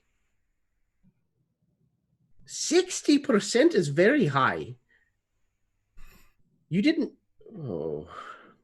You know what? That's fine. It's fine. I am trying something called optimism. There is a 40% chance that I will not die. You may think about it that way if you would like. Oh, Fig. So, there is, it seems, an inherent risk here. You don't know what is inside your head. Therefore, we cannot know what is inside your head until we look inside it, and I must admit my curiosity is piqued. But there is a danger there. While I have heard, and you will forgive the harshness of what I say, your kind. I do not mean it in a derogatory sense, no. But you, your ilk, your, I dare not even say species, Well, you are a construct. This much can be certain. Unless you are wearing a very intricate and complicated suit of armor. I have only ever seen your type from afar, and only once upon the Dreadnought. The Dreadnought. I have heard this word before. Yes, the Dreadnought is... There are many stories about this ship with no masts and no sails. Ship that sails upon the sea yet is clad in steel and runs on brimstone and hellfire. It is, they say, captained by a most maniacal and insane wizard. The entire crew of this dreadnought, they say, is automatons, constructs, like yourself, yet not. I know this because I have seen it. It is not just a story, but few believe me. Nonetheless, I am unfamiliar with what exactly makes you what you are. This is admittedly part of my curiosity. So, with an inherent risk, and as I have a skill which you do not have, of course there will need to be the exchanging of currency from your hand to my hand if my hands are to accomplish the task that you're looking for. Are you willing to pay for the service you ask? Of course, I am quite keen on finding out what is inside, and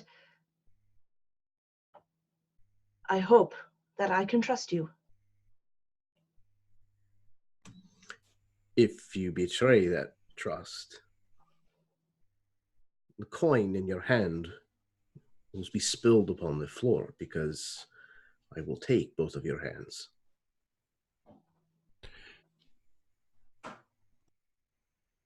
I would like an intimidation check from Talmud.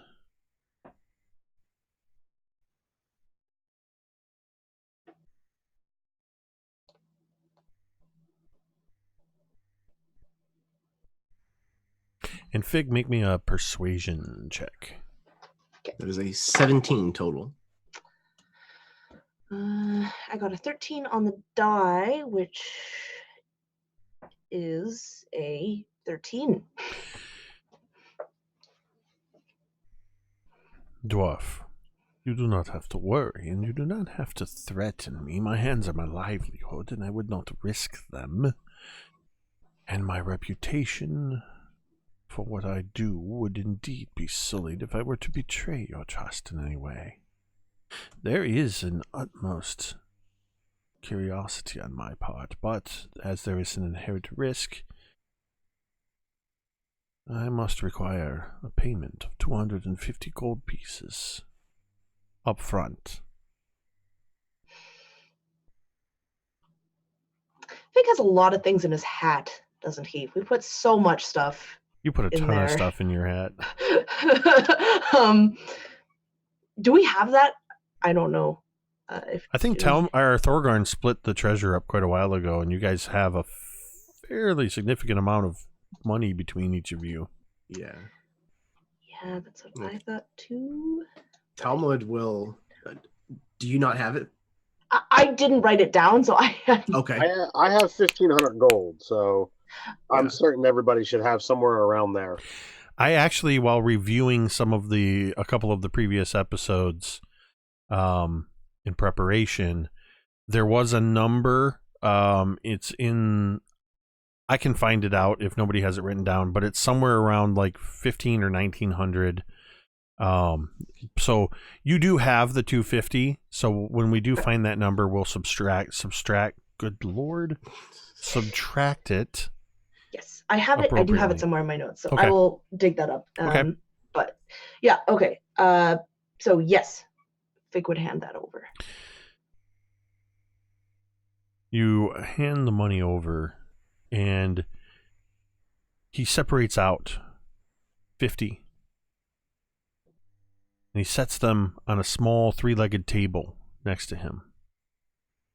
This 50 gold pieces is in case does not end well for your friend. This should cover any costs to deal with whatever it is you do in the case of a construct. I would normally say funeral arrangements, burial, whatever.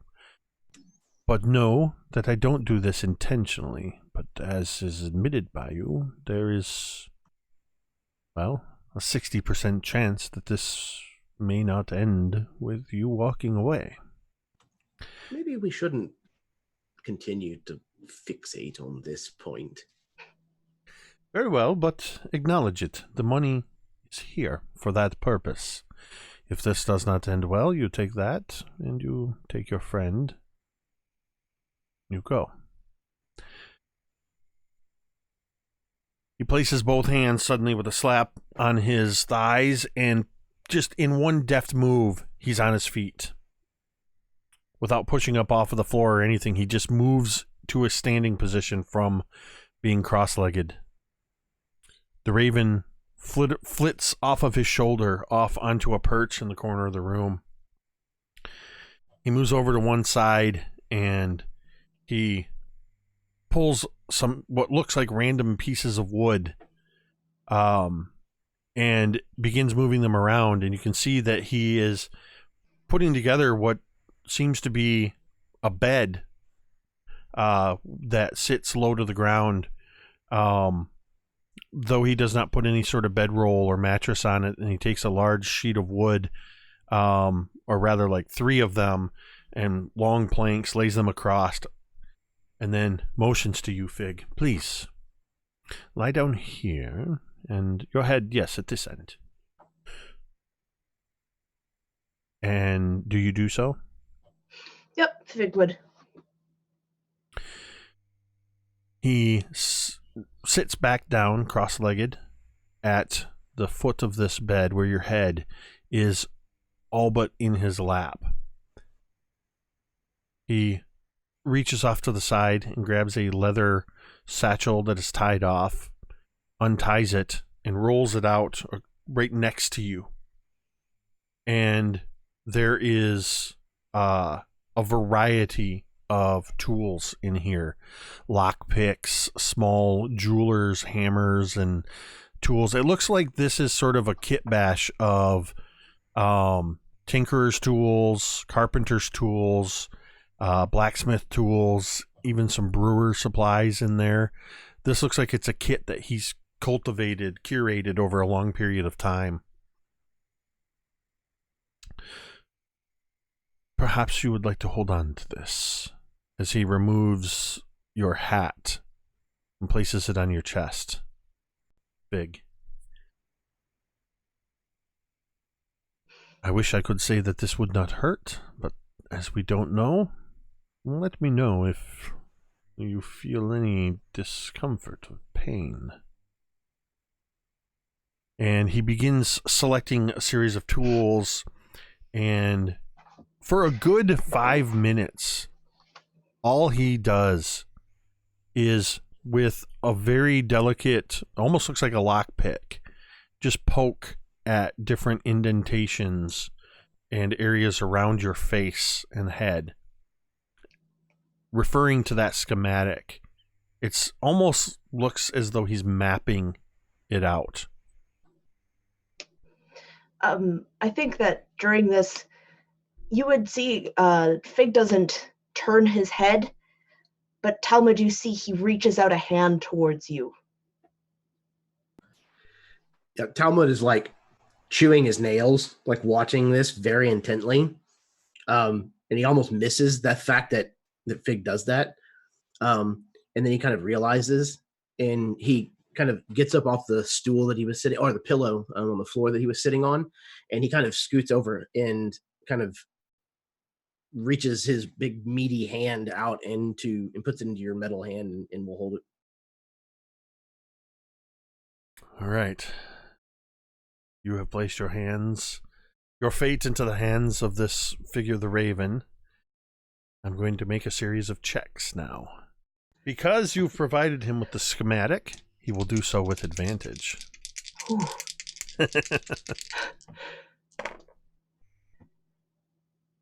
He rolled a 4. Okay. And an 18. Okay. He quickly grabs a couple more tools, and he holds one tool in his left hand, and then he has sort of like you would have like something in one finger here, the tool you're working with, and then over here he's got a couple other tools, and he kind of just sort of rapidly moving them back and forth between his hands as he starts finding different spots to push in and lift, and he's kind of glancing over once or twice at the schematic, and then he seems to have just know what he's doing as he starts reaching around, and you feel Fig as he begins moving these tools. It's almost what you've heard. Well, you know what? Make me an insight check. Okay. We'll see if you know what this feeling is. 17. This is what you believe has been described as tickling. It's not an unpleasant sensation. It doesn't hurt. It is almost pleasurable, but there's that underlying sense of anticipation, and you feel around your cheekbones, around your chin, around your eye sockets, and around your forehead as he's moving around. Ping, ting, ting, something releasing. Rolled an 8 and a 12. He takes this other tool in his other hand, and in all the places where he did this, he begins to slide the tool through these seams. And each time you feel the tool sort of catches on something, and he gives it a slight twist, and there's a toon. And Talmud, you see as he's doing this, on either side of Fig's face, the face plates are actually shifting a couple of millimeters, moving upward. Blue light is beginning to spill outward. Well, and he kind of like squeezes Fig's hand. He stops for a moment. He doesn't look at you, but he completely freezes in his motions. Dwarf. Sorry. Please refrain from exclamations while I am opening your friend's face. Not another word. He kind of bites his lip. Puts his beard up. I rolled a 2 and a 19. He reaches with another tool, reaches over into his array of tools and pulls out a couple other little devices that have sort of a curving metal piece to them. And there's 2 of them, and he kind of reaches around on the backside of your head, Fig, and you feel the sensation of something.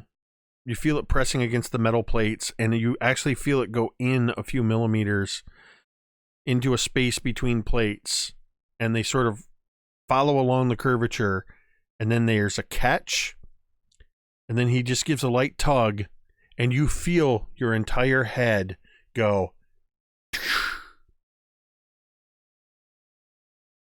Fig, I need you to make me a Constitution saving throw. Goodness. Okay. Oh, that's a nat 20 for 23. Okay.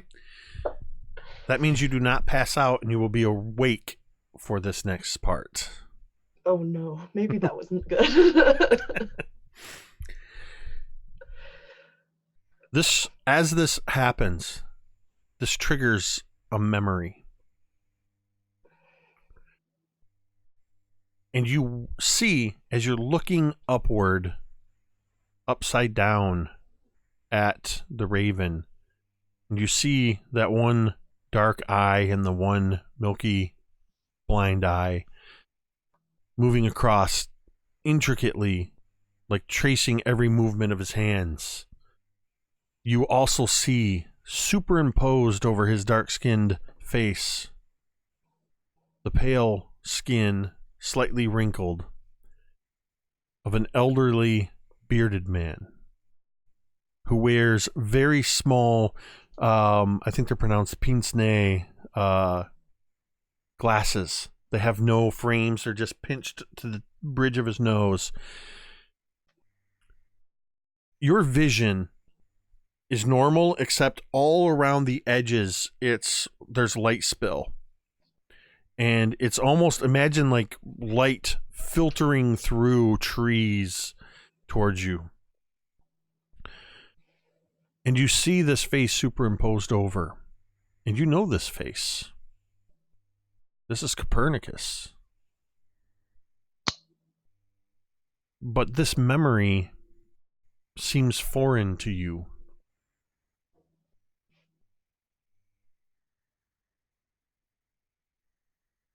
More light spills. And Talmud, you watch as the raven grasps both sides of Fig's head and begins to pull.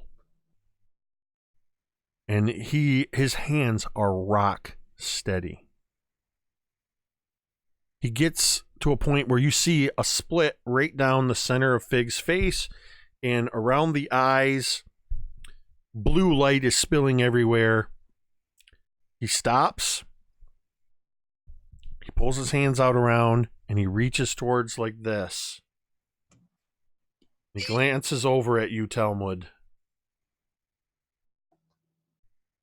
40% chance of this turning out okay. I'm going to make one last roll. Talmud's like biting the ends of his fingers. I rolled a 3 and a 14.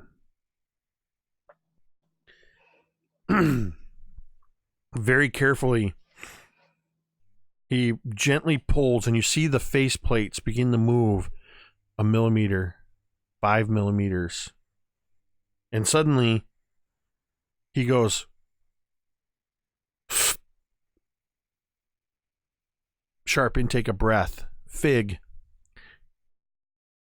you feel resistance in your face plates, and then suddenly you feel everything shifting. And Talmud, you watch as the raven pulls his hands away, and Fig's face plates all go and completely move away. There is an adamantine framework inside Fig's head.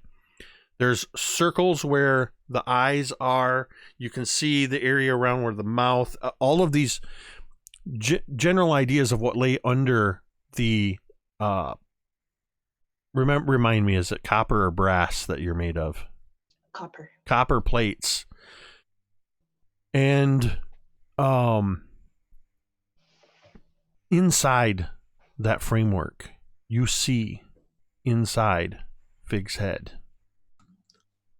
Huh. The light spills everywhere. This entire room is bathed in blue light. And as this light is diffused, no longer concentrated, contained within the faceplates and head plates of Fig, you see that there is a very large blue sapphire inside Fig's head. And the sapphire has smaller gemstones orbiting around it. They are cast in a blue light, but as the light seems to refract all around the room, it looks as though 6 diamonds are orbiting magically around the sapphire in the center of Fig's head.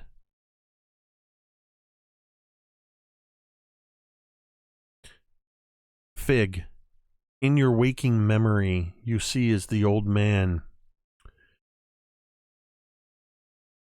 You see him looking down at you. I'm fairly certain that this is the configuration that will work the best. From my own personal treasures procured by myself. And he reaches off to the side, and you see as a massive blue sapphire, dim, is in his hand. He places it beyond what your vision is, but you can feel within the framework this object placed in. And then you see as he lifts his hand, yet it's not his hand, it's spectral. With his hand, he is holding the sapphire in place. As suddenly a mage hand comes forth. And each of these individually procured from all round the realms. And he begins to place diamonds inside. And you sense that the diamonds are being placed in very precise locations on the sapphire. And though this only takes a moment in real time, in your memory, you see several days transpire as the wizard holds the sapphire in place. And you're seeing reflected in his spectacles, reflected in his eyes, as over the course of 3 days, 5 days, 7 days, it stretches out for a full month as he holds these gems in place. At the end of the 30 days, the blue glow floods the area. You feel something begin to stir. And in the reflection of his eyes and his spectacles, you see the 6 diamonds begin to lift and move in their individual orbits around. And you are witnessing in your memory your first conscious thoughts beginning to take shape. And then you watch over the next few hours as the wizard takes copper plates and begins to place them in their locations on your skull. And you're seeing superimposed that dark-skinned man looking down.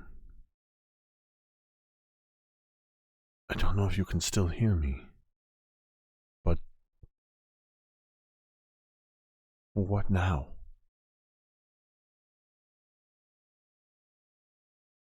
He kind of looks up at you, Talmud. Fig, can you still hear us? Yes. You can hear.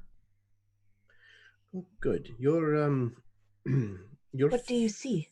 Oh, it's hard to explain, really. Your face is, well, it's open. There's a, you have a very expensive brain. I'll tell you that much, Fig.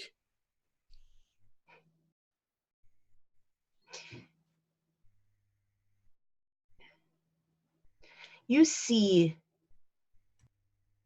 a small shadow inside of this sapphire. At first you can't really figure out what it is, but it almost looks like a small little person. Just the shadow.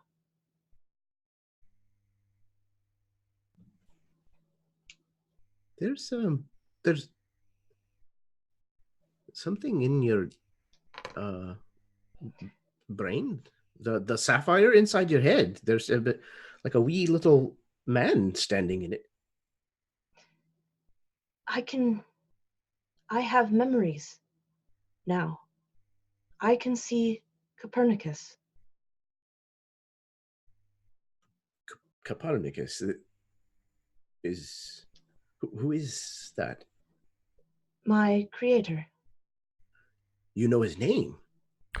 Yes. Fig, at the same time you're saying this, in your vision, you're still waking memory. As you say to Talmud, I have memories, Copernicus says to you, you have memories now. I am Copernicus, your creator. You are just as much a part of me as I am of you. You have poured my soul into. You have the fire of my spirit. That is why I will call you Prometheus.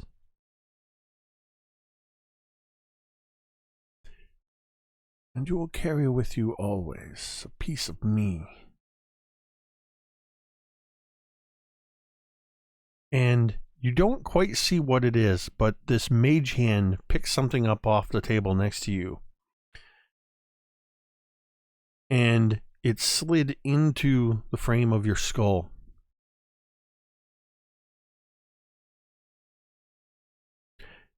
At the same time, the raven says, "What's this?" He reaches over and he grabs a long, 6-inch long set of tweezers.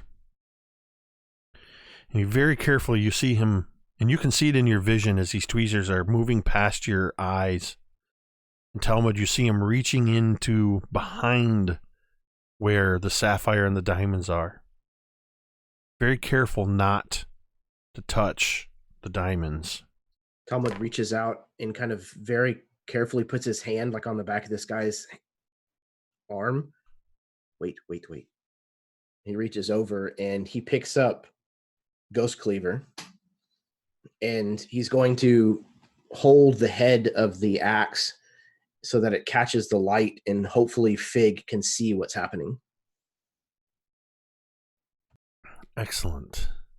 Fig, you see reflected in Ghost Cleaver, slightly, just very slightly distorted from being reflected in the steel. But you see the sapphire, the diamonds orbiting. You see the framework of your head. You see the raven reaching in with the tweezers. Behind, not touching any of the orbiting diamonds, he squeezes and he pulls something up. You see it reflected, and you also see it in front of your vision.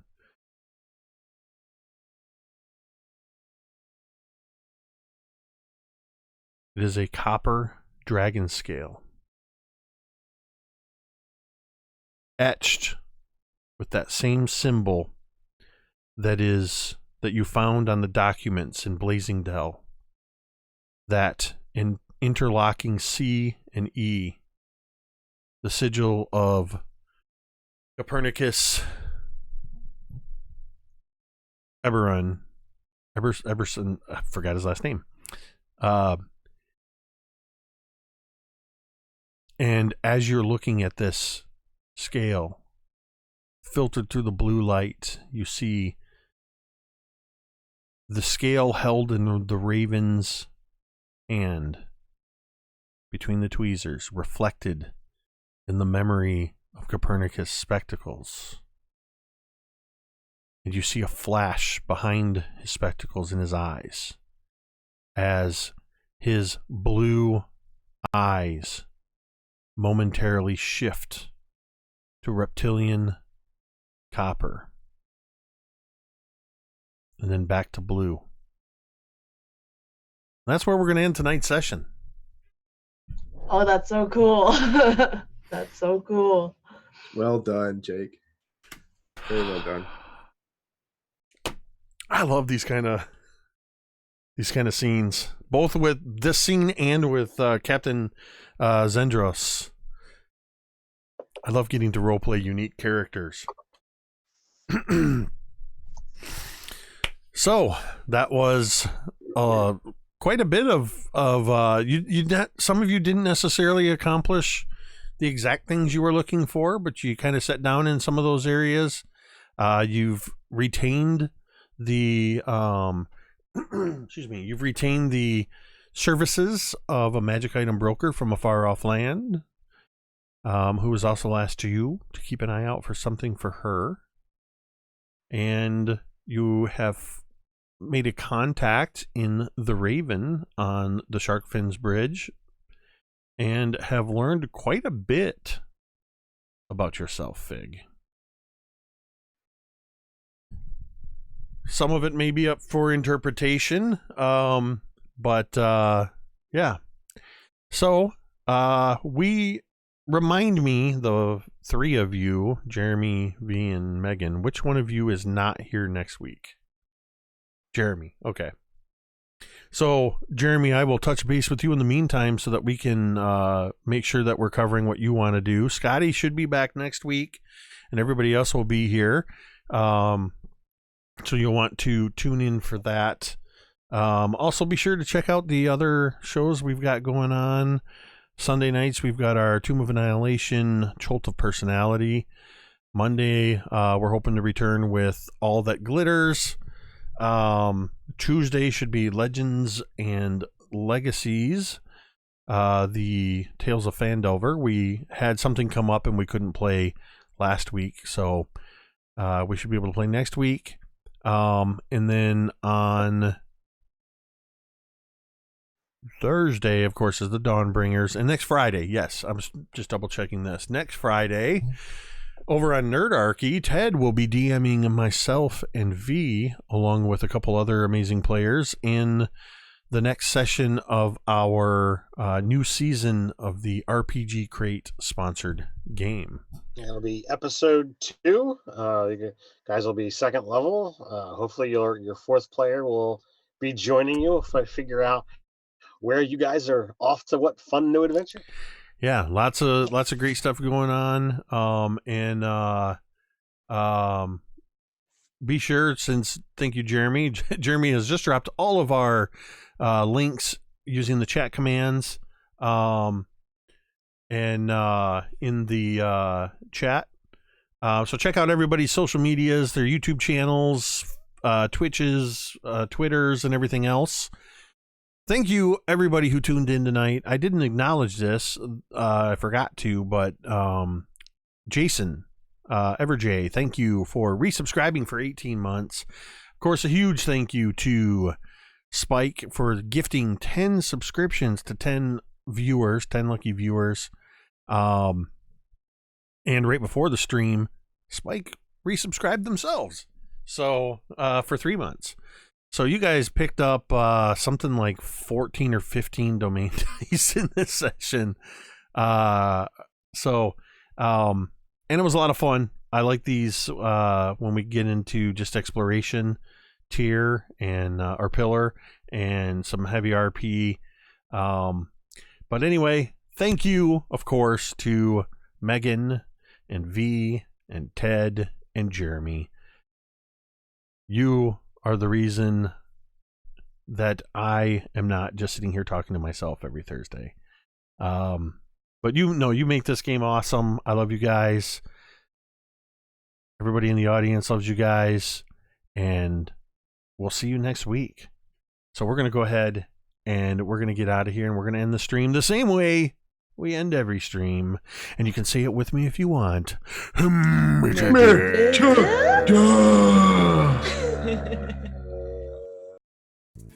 Hey internets, it's Jake from Mini Terrain Domain, and this is The Intermission. Mini Terrain Domain, or MTD.